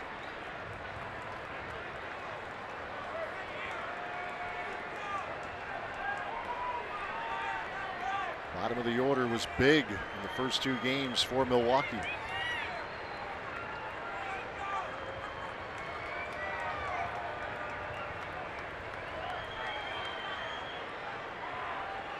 And the payoff in the air to center field. Charlie Blackmon calls for it. And the Brewers strand 2 more runners. We move to the bottom of the 6th. It's 4-0 Colorado.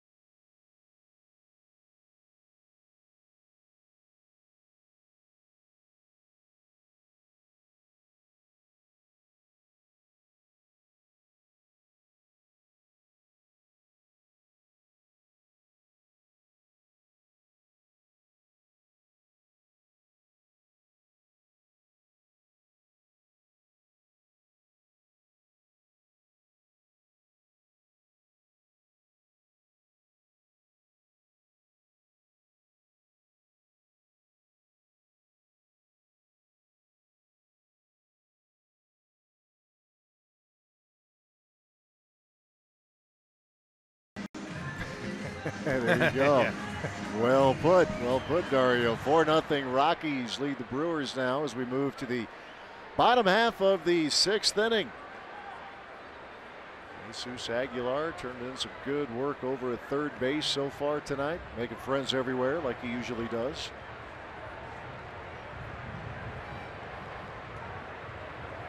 Tell you about the new Brewers pitcher here in a moment as Noel Cuevas leads things off for Colorado and going after the first pitch of Alec Asher.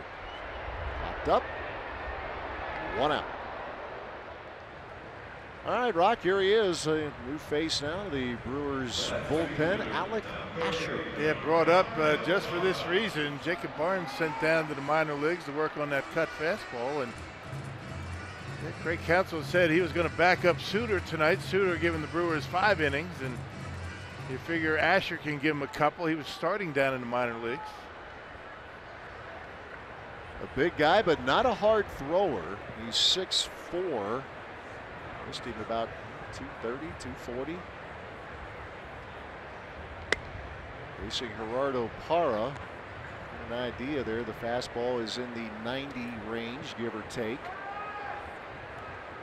Cutter, a little breaking ball as well.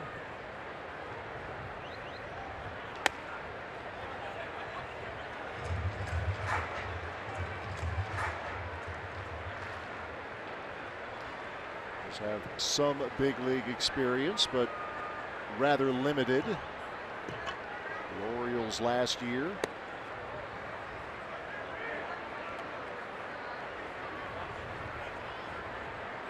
Suter goes 5 innings, 7 hits, 4 runs, all earned.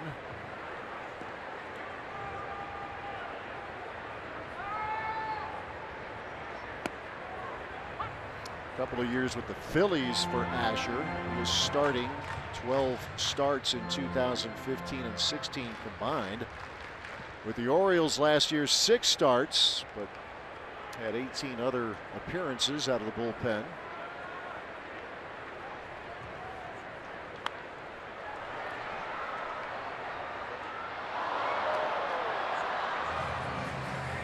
Full count now to Gerardo Parra. His line to Aguilar at third and a fly ball to center.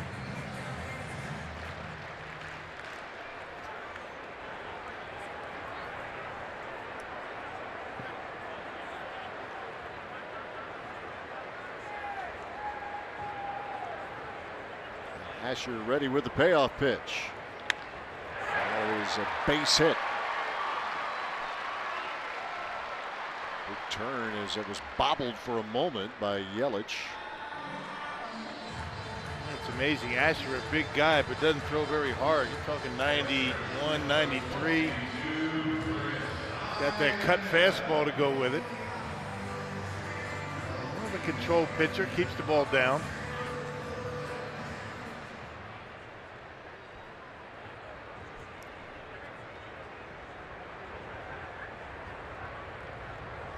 Here is Chris Iannetta with 1 out, 1 on here in the 6th inning for Colorado.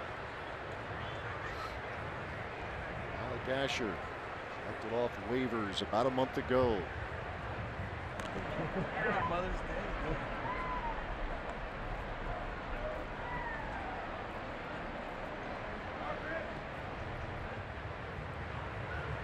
Parra had a 4-hit night last night. That was his first hit of this game. And the 8th for Colorado. Iannetta with a single to center in the 2nd inning. Let's get you updated on the changes now for the Brewers. Ryan Braun moves out to left field. Yelich will flip to right. Aguilar at the position he's probably more comfortable, but he handled things at third well. And Jonathan Villar will hit 9th. Yep. Everybody moving around.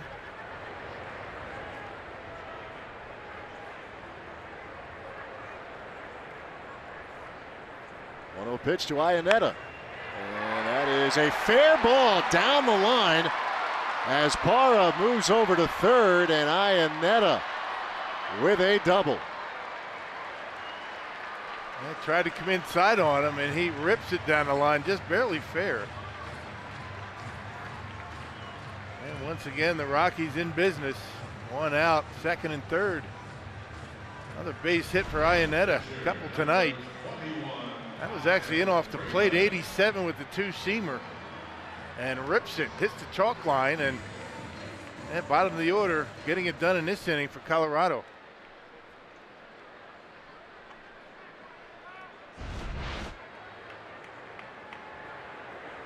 Yet another threat for the Rockies, already with a 4-run lead. Brewers have to pull the infield in. The pitcher is at the plate, Kyle Freeland. Freeland singled to right in the 4th. Brewers in a danger zone as the Rockies trying to bust this one open.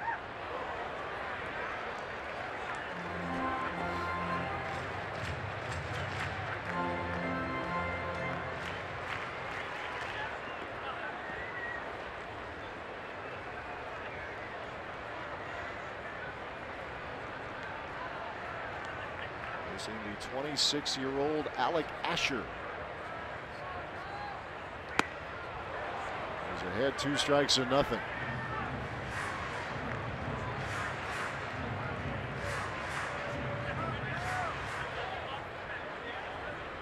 Brewers forced to bring the infield in. Not a bad risk to take with a pitcher up, although he does have a base hit already tonight.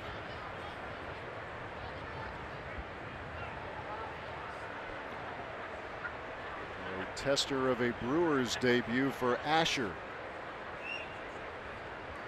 2 on and 1 out here in the 6th. 2-strike pitch to Freeland. Big strikeout. 2 away.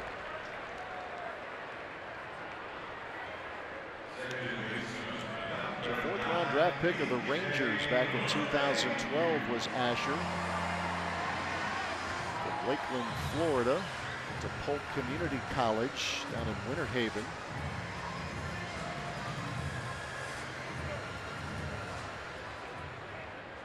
Back to the top of the order now, and DJ LeMahieu.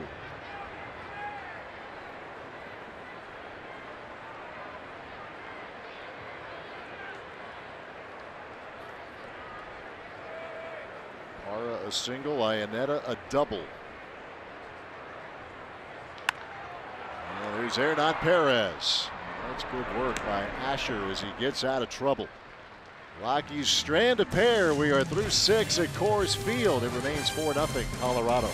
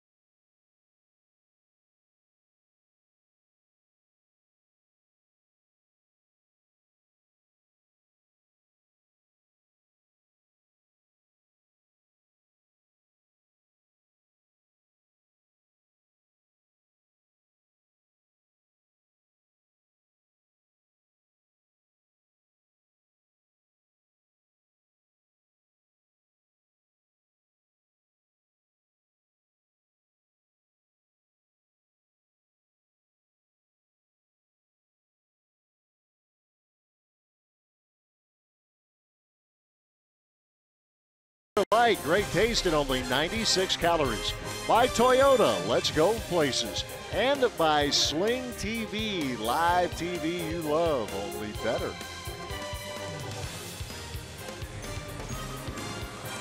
4-0 Rockies. Time for the Brew Crew to get a little something going here at the plate, the way they have in the first 2 games of this series, and get those guys excited.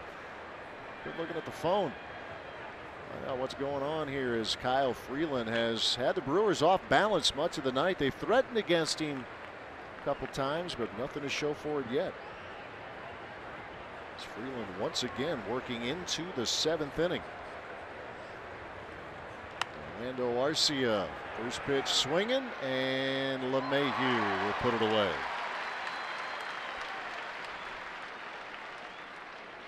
It's amazing how momentum is in baseball, or lack thereof. I mean, there's no real momentum from one day to the next. You would think that the Brewers would have an incredible amount of momentum after yesterday's game, but the momentum begins and ends with the starting pitcher that day. Yeah. Freeland's been very good. He's been able to get in on the hands of these Brewers hitters on a regular basis.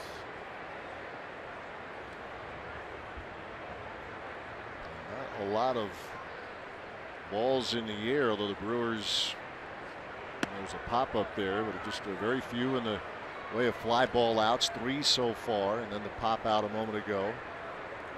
Ground balls and strikeouts have been the order of the night for Kyle Freeland.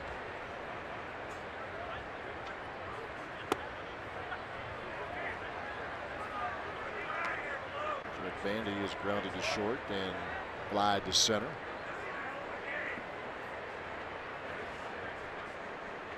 Brewers left runners the corners in the 6th. Likewise in the 2nd inning. Wasted a 2-out double from Brent Suter in the 5th. Brent Suter's been breaking a 2-game hitting streak.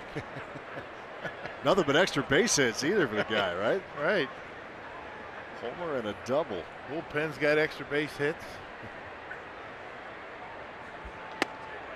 3-0 now to Jet Bandy.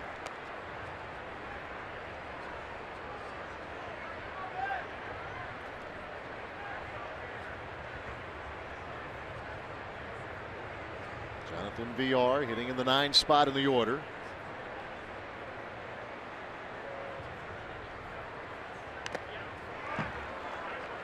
Green light, 3-0. It's about the time you want to start making something happen. I mean, back end of this Rockies bullpen has been terrific. Ottavino, Davis, although Davis had a blown save last night, he's been good. It's Brian Shaw warming up.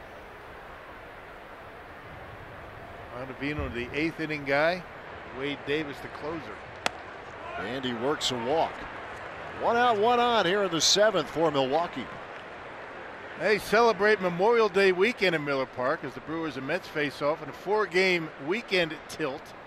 As Thursday, May 24th through Sunday, May 27th, view the full weekend schedule, which includes 2 theme nights, 2 giveaway games, and a whole lot more. Go to brewers.com/promotions for tickets. A tilt. Tilt. I like it. That's what it says here. I just read them. There you go. Hey, Aaron Rodgers is here. Here's Jonathan VR. I thought you were going to say tussle. Next time. That's your term. You don't want it? I like it. But it's yours, though. Well, you could steal it, borrow it. I stole it from somebody. That's a football term, isn't it? Tussle? Nah, it could be anything. Like in hockey, you have to be careful. You have to say it slowly. You call that a puck tussle. Yeah, you got to be careful. You need to be very careful. Right. Tussle's more along the lines of, football, yeah, physical contact. Right.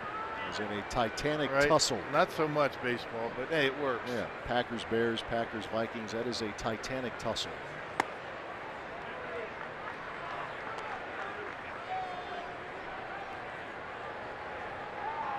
Jonathan VR coming in.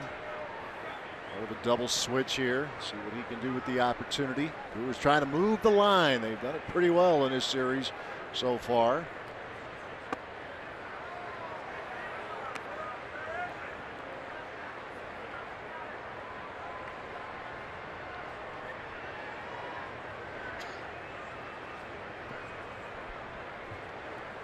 One out walk to Jet Bandy.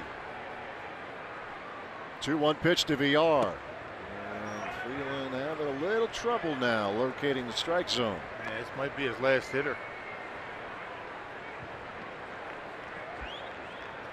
little activity in the Colorado bullpen. Business starting to pick up down there. Bud Black seen his staff have quite a role that the Brewers have disrupted here in the last couple of nights. They had a recent stretch of 9 straight quality starts. 3-1 to VR. There you go, and he works him for a walk. So back-to-back one-out walks here in the 7th. That gets the pitching coach Steve Foster looking at the notebook, and it gets Bud Black out to the mound.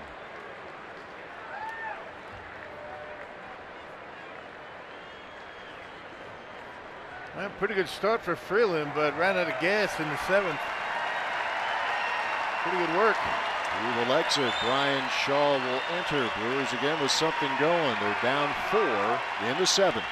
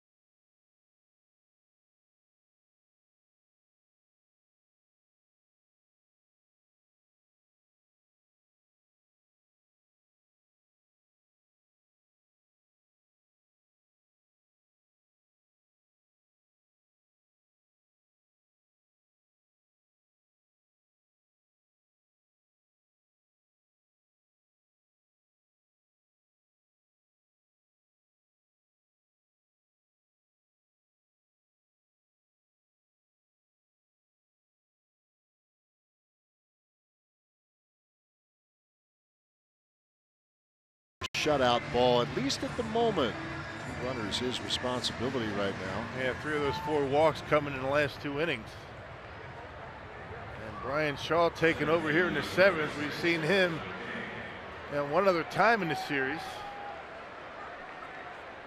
A good slider. Actually, we've seen Shaw in each of the first 2 games of the series, and now tonight. Used to the heavy workload is his storyline with the Cleveland Indians, setting things up for the likes of an Andrew Miller or Cody Allen. Now he faces Lorenzo Cain. Let's check out Cain's night at the plate, presented by Wendy's. Lorenzo, a couple of strikeouts in innings 1 and 5, and in between a 3rd inning single to right. Chase it on that first offering from Shaw.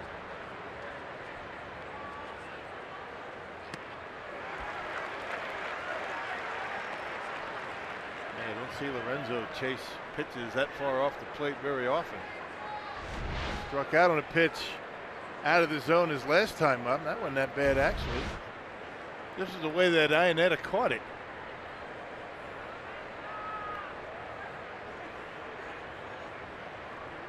Two-strike pitch.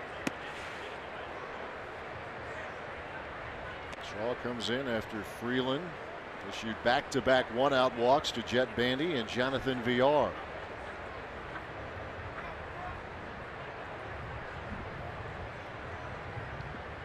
Brewers have had multiple threats. They've got another one right now. The 1-2. Look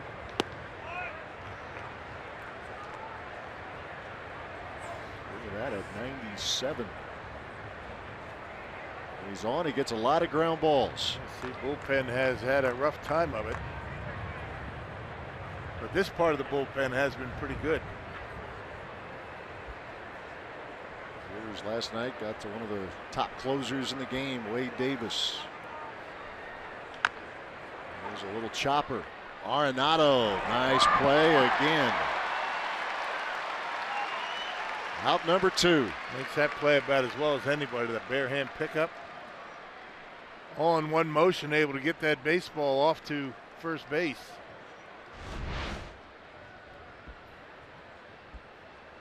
A little chopper playing behind the bag, and no problem for Arenado. That's a nice play. And it's 1 and done for Brian Shaw. Double barrel action in the Rockies bullpen. They'll go with a lefty, Mike Dunn. Still 4-0 Colorado.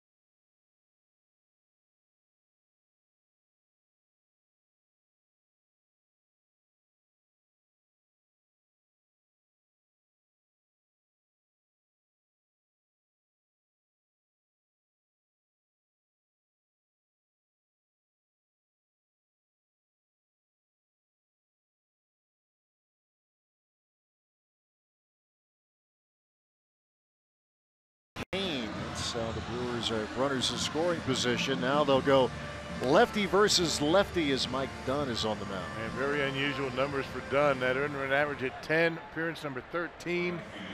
We saw Dunn on Thursday, retired Yelich to end an inning. The only batter that he faced on Thursday.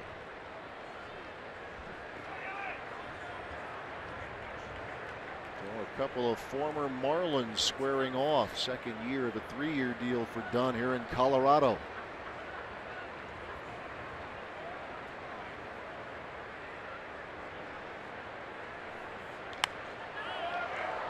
Yelich looking for his first hit of the game. A couple of ground balls and a strikeout. There's still activity in that Rockies bullpen. Ottavino, you know, he's coming in if Braun gets up this inning. And for sure, he'll start the 8th. And Shaw retired Lorenzo Cain, the only hitter that Shaw faced. Dunn, who was a workhorse out of the Marlins bullpen for several years.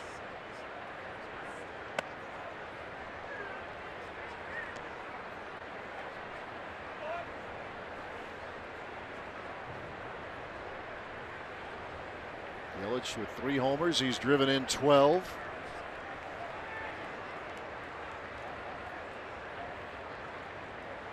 Rather quiet series at the plate for him so far.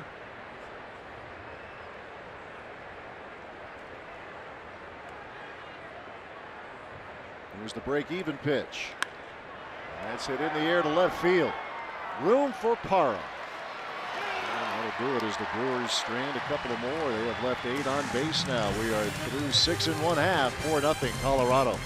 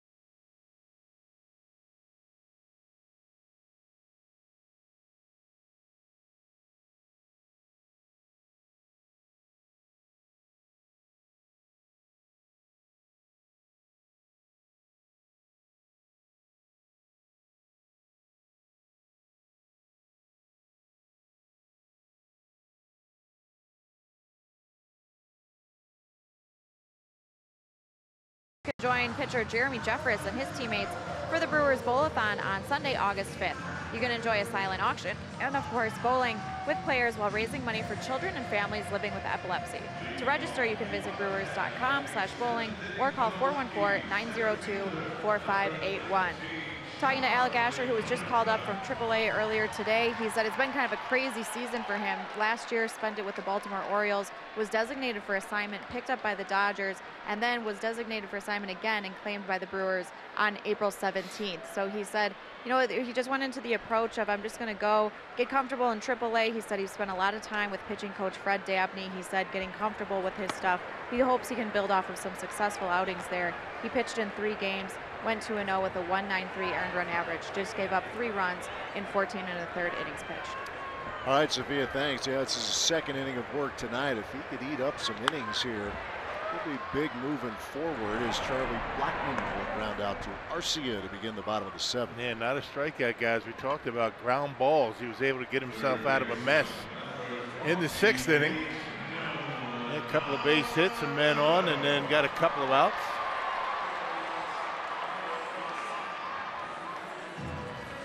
It's one of those sometimes hidden aspects of a game in the course of a season. And we saw it with Jorge Lopez a few weeks ago in a game that was getting away from the Brewers. He gave Counsell 3 good innings and then was sent right back to AAA. The Brewers are having trouble, a lot of trouble getting that extra hit here tonight. They've left traffic on the bases. Suter went the first 5, but if they can get some quality innings out of Asher, that would be huge going into tomorrow. There's Nolan Arenado. Yeah, Craig Counsell love to get him through this 7th inning because we're going to pinch hit for him. He's due up 3rd in the top of the 8th.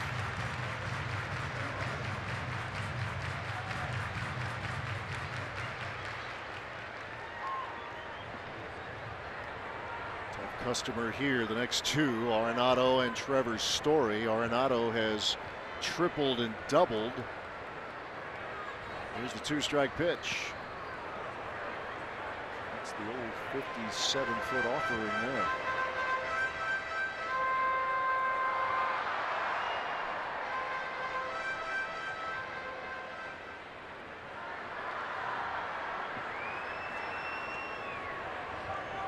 Ball, 2 strikes. Asher worked out of trouble in the 6th. Rocky stranded runners at 2nd and 3rd. And he makes Arenado look bad. Yeah, good slider. Cutter. That's what he calls it, a cutter.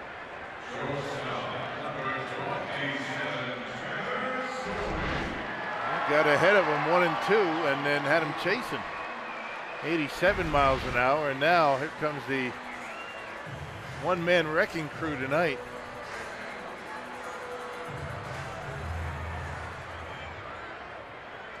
Yeah, nothing more need be said. He's having himself quite a series.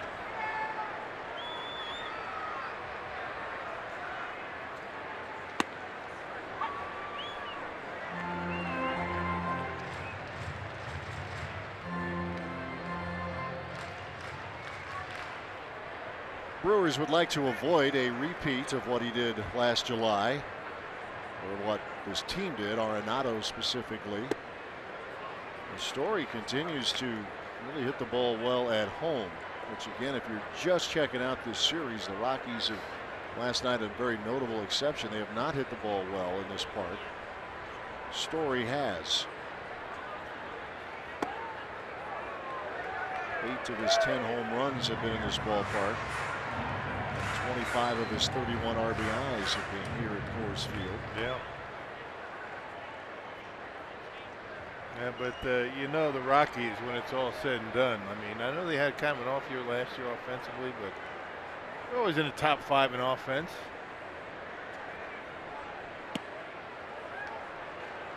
Asher trying to be careful with him. 3-1 the count.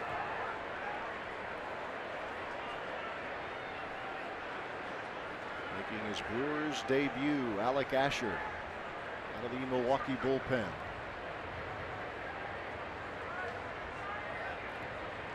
3-1 pitch. Can't believe he didn't swing at that. Just above the knees, right down the middle. It's okay to walk him, as hot as he's been. Go after Desmond.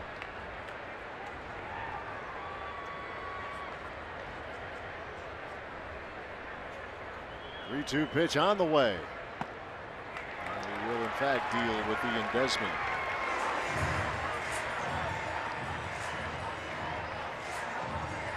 Not the worst thing in the world. Yeah. Yeah, tonight anyway. A different day, maybe not. If Desmond does damage, so be it. And Story has inflicted all of the damage here for Colorado tonight.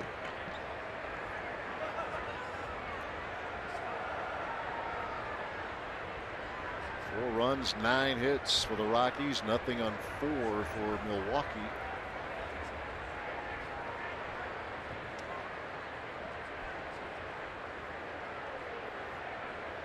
Desmond had a hit taken away in the first inning on a terrific catch out in center by Lorenzo Cain. It looked like Story was thinking about stealing a base.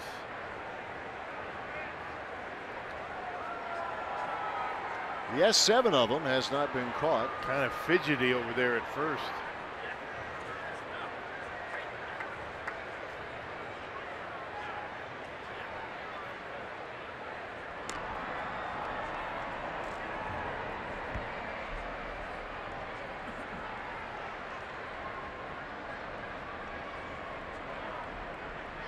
Two homers, a double, and a walk tonight for Trevor Story.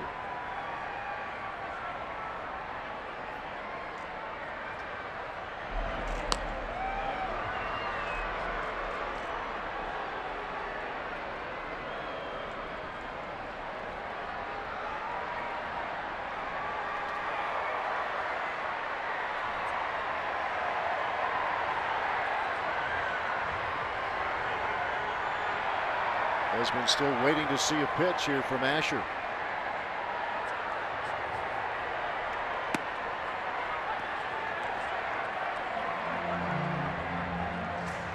You look at his frame, 6'4", listed about 225 actually. You would think hard thrower, but that's not the case. Yeah.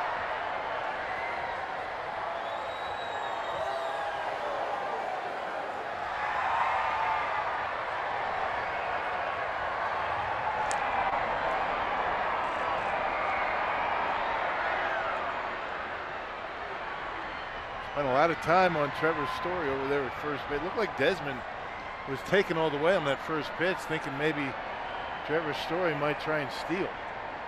Get into scoring position.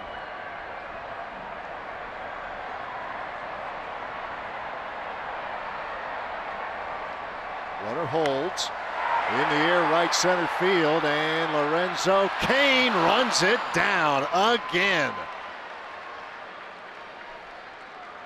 Said it before, we'll say it one more time. The man covers a ton of ground, and he's taken away a couple of hits here from Ian Desmond. We are through 7. It's 4-0 Colorado.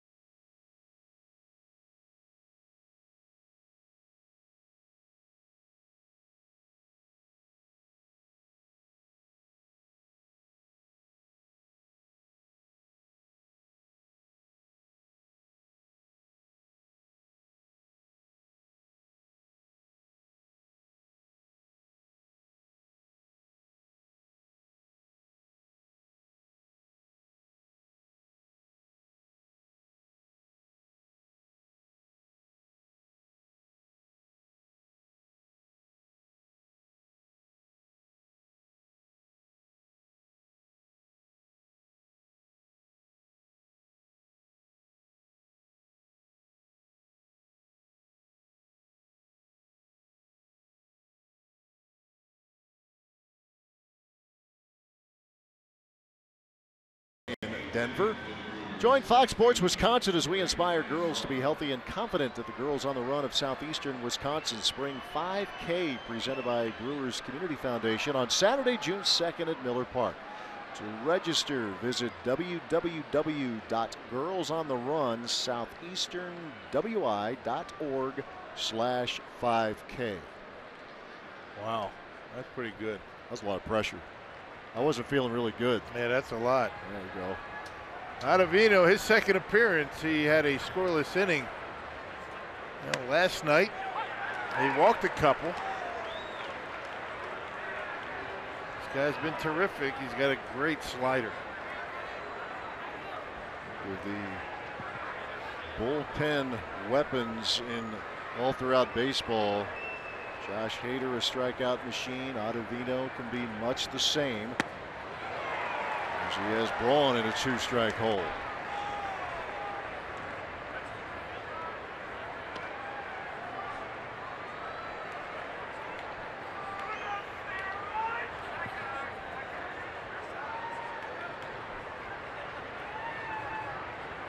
Here's the 0-2. Trevor Story for the first out of the inning.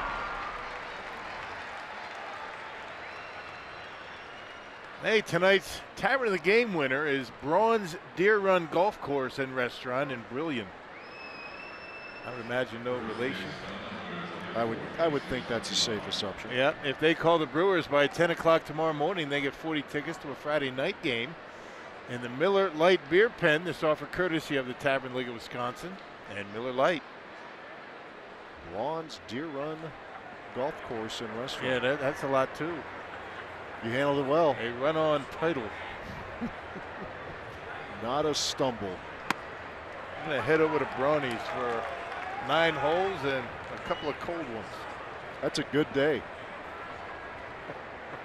Make you forget about those 9 holes. Yeah.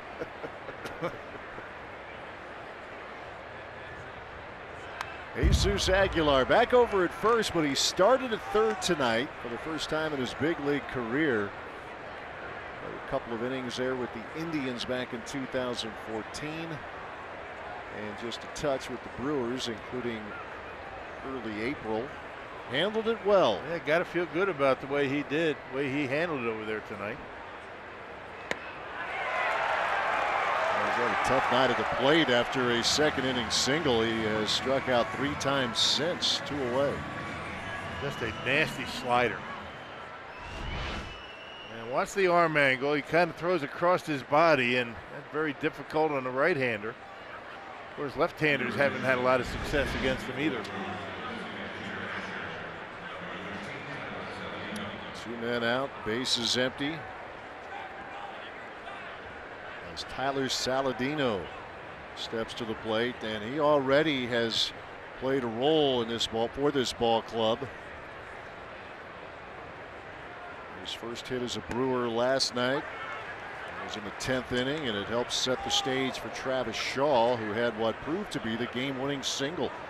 Brought in Lorenzo Cain. That was off Jake McGee.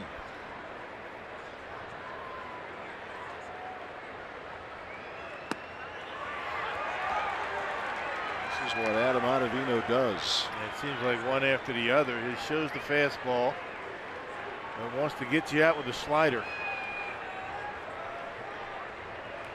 Ground ball from Braun, a strikeout of Aguilar. 0-2 count to Tyler Saladino.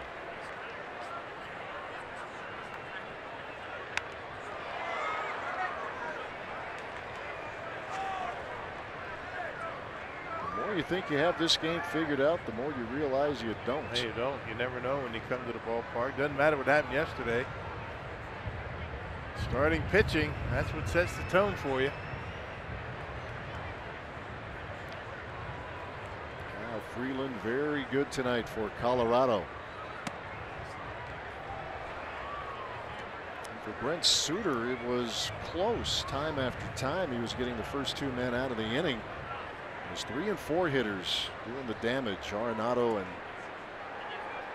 Trevor Story. 1-2. A couple of strikeouts for Adam Ottavino as the Brewers go down in order. Move to the bottom of the 8th. Still 4-0 Rockies.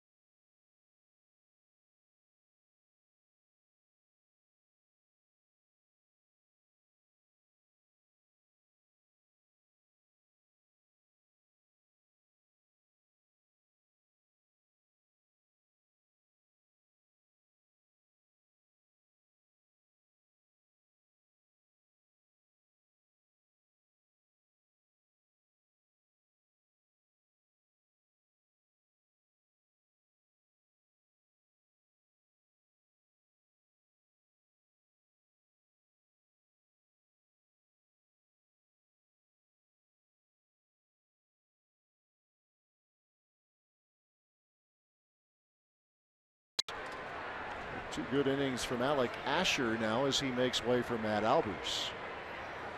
Albers' 16th appearance, a very good 1.02 earned run average, 13 strikeouts, 17 and 2/3 innings. We saw Albers in the first game of this series, an inning and 2/3 scoreless for Matt.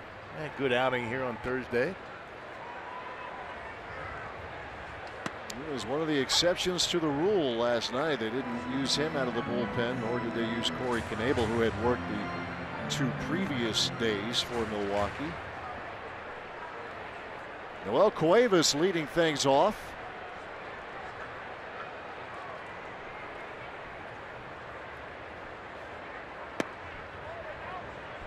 Brewers bullpen continuing to shine. The Diamondbacks have been better. Asher in his 2 innings gives up just a couple of hits. You see Wade Davis warming up. Well, 4-0 lead at least. Not a save situation for Davis. Fly ball put away by Christian Yelich for out number 1. Not sure if they're going to go to him in the 9th. Hey, you'll never miss a second of the action with MLB.TV Premium. Enjoy HD streams of all out-of-market games on over 400 different devices. Plus, get a free MLB.com at-bat premium subscription when you sign up. Yeah, working down there with Davis was Brooks Pounders, who we have not seen here in the series. So could very well be Pounders in the 9th inning. Here's Gerardo Parra. But I guess if you're going to bring Pounders in with a 4-0 lead, why do you have Davis up? I don't know. We'll find out together. Yeah, well, I think he's going to come in at 4-0. I think if, I mean, there's no other reason to get him up and getting loose. Right. Not a save situation, but I think Bud Black wants this one, and he saw the Brewers jump all over the Rockies late in the game last night. Taking nothing for granted. I think if the Rockies score 1 or 2, you might see Pounders.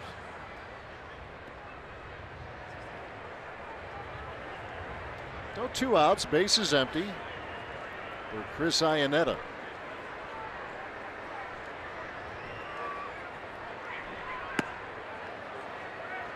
Iannetta with a couple of hits tonight, a single as well as a double. He was back in the 6th inning.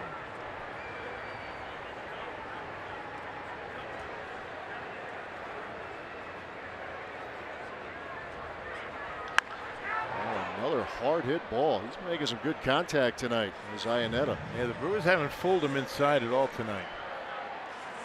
He's showing a quick bat on the inside corner.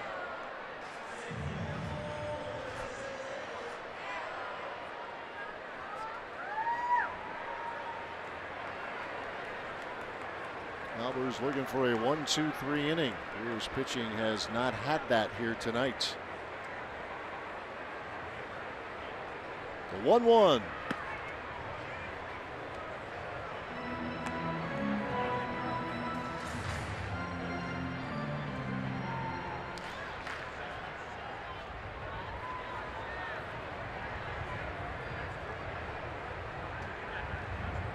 He's part of that outstanding Milwaukee bullpen. Matt has certainly done his part and then some. Iannetta feeling that.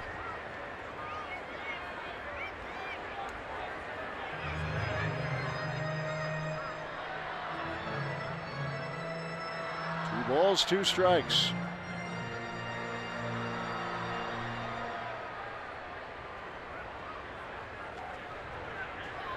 Perez, Arcia, and Bandy due up for the Brewers in the 9th inning.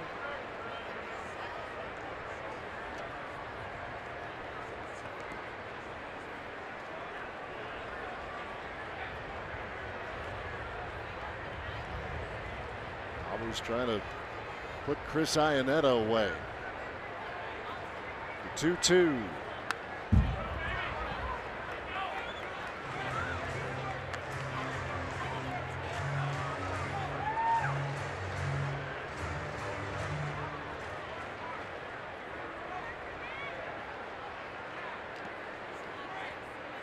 And Suter went the first 5.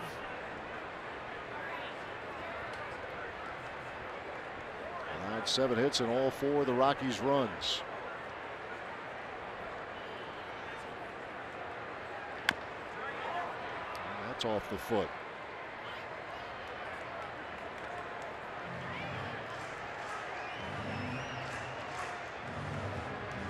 Tony Wolters started behind the plate on Thursday night, but it's been Iannetta the last 2.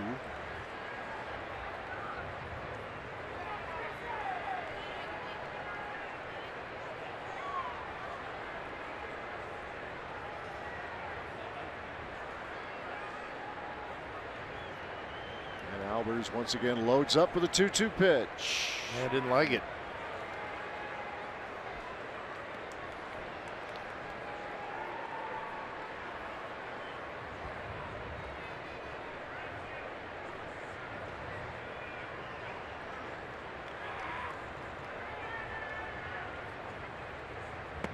And that'll do it. A 1-2-3 inning for Matt Albers. Brewers bullpen continuing to do some work. The Brewers have another rally in them. Move to the 9th.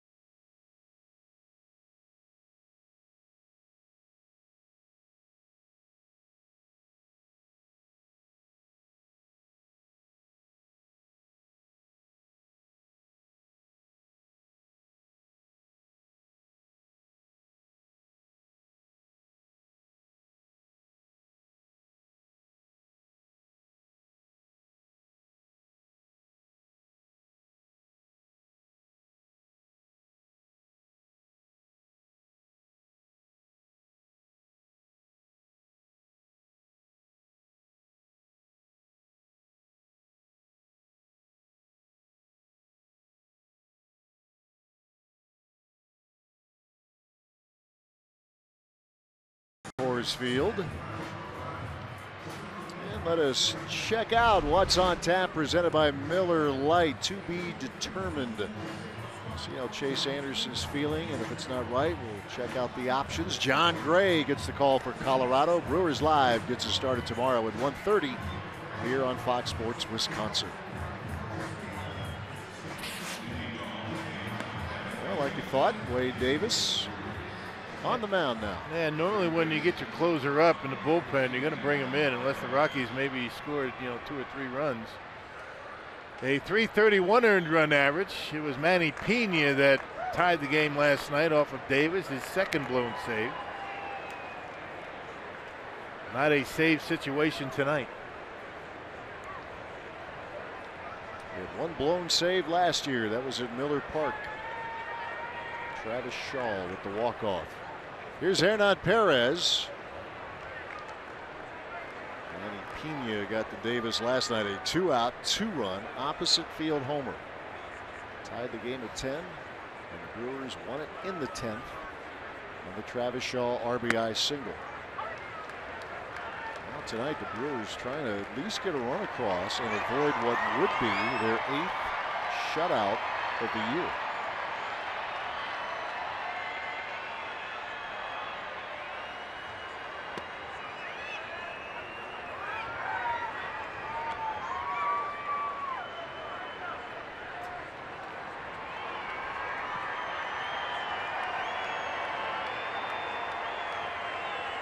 Balls, 1 strike as Perez leads off the 9th. Four-seamer, 80 or 94 miles an hour. Pena hit a four-seamer at 95 miles an hour on the outside corner. It was up. Davis likes to throw that cutter.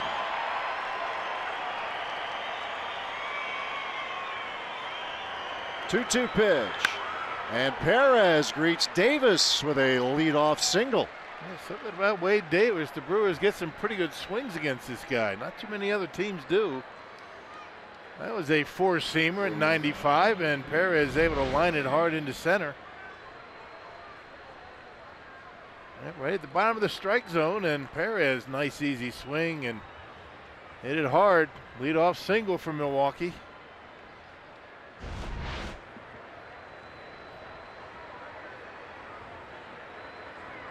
Here's Orlando Arcia. Reached on an error in the 2nd inning. A fly ball and a pop-up since. Bailing out there.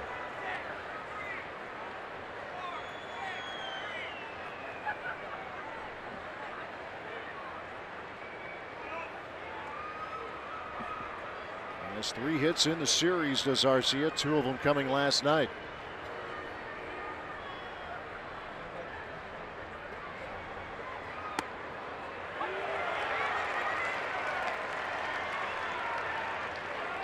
Two strikes and nothing now to Orlando Arcia.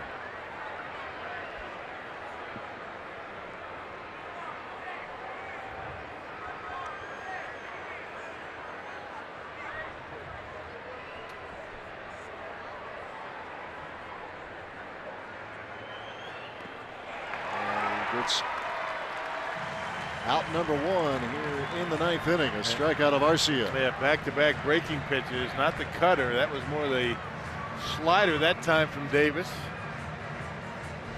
Down in the dirt. That's where you want it with 2 strikes. Big break on it.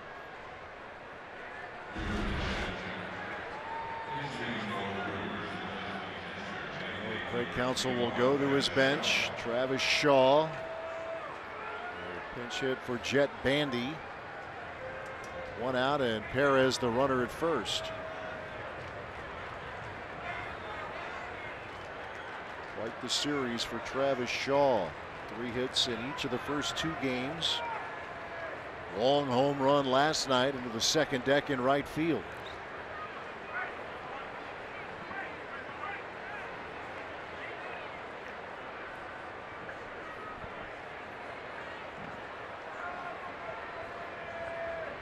Manny Pena, the only other Brewer now available.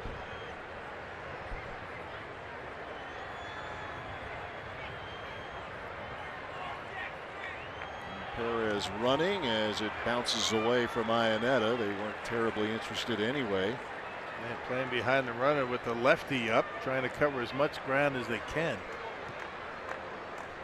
Eliminates the double play, guarantees the Brewers an extra swing. And once again, the Brewers with a runner in scoring position, looking for their first hit with a runner in scoring position tonight.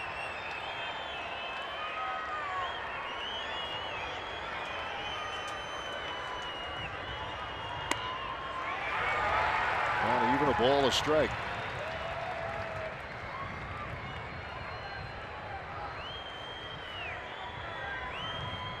And a home run, a walk-off at Miller Park. He went opposite field.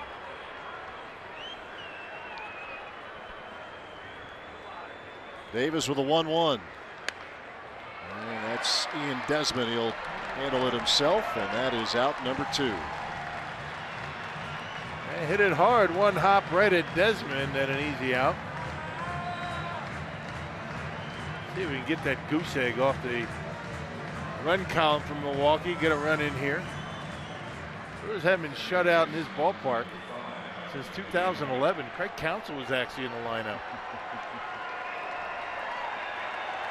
Yeah, really good year for the Brewers, but a tough day. Division winning year, a team that moved on to the NLCS. Jonathan Villar now will try to pick up Perez, who is at third.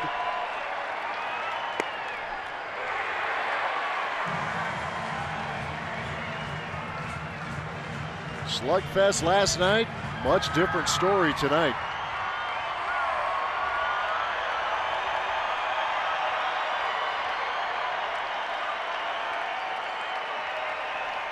Here's the 0-1.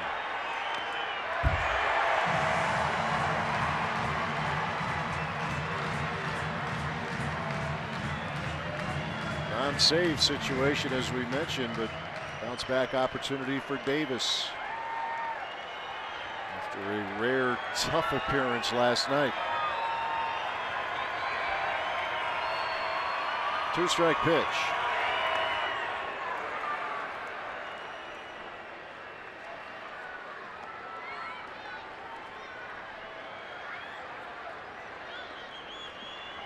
All-star each of the last 3 seasons is Davis.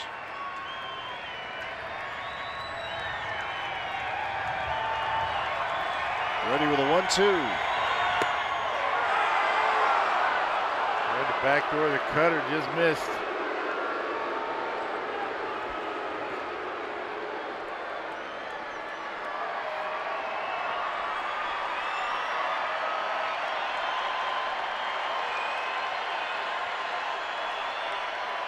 The 2-2. And the Brewers are shut out again.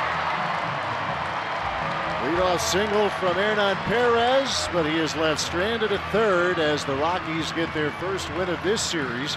And the Brewers' road winning streak is snapped at 5 games.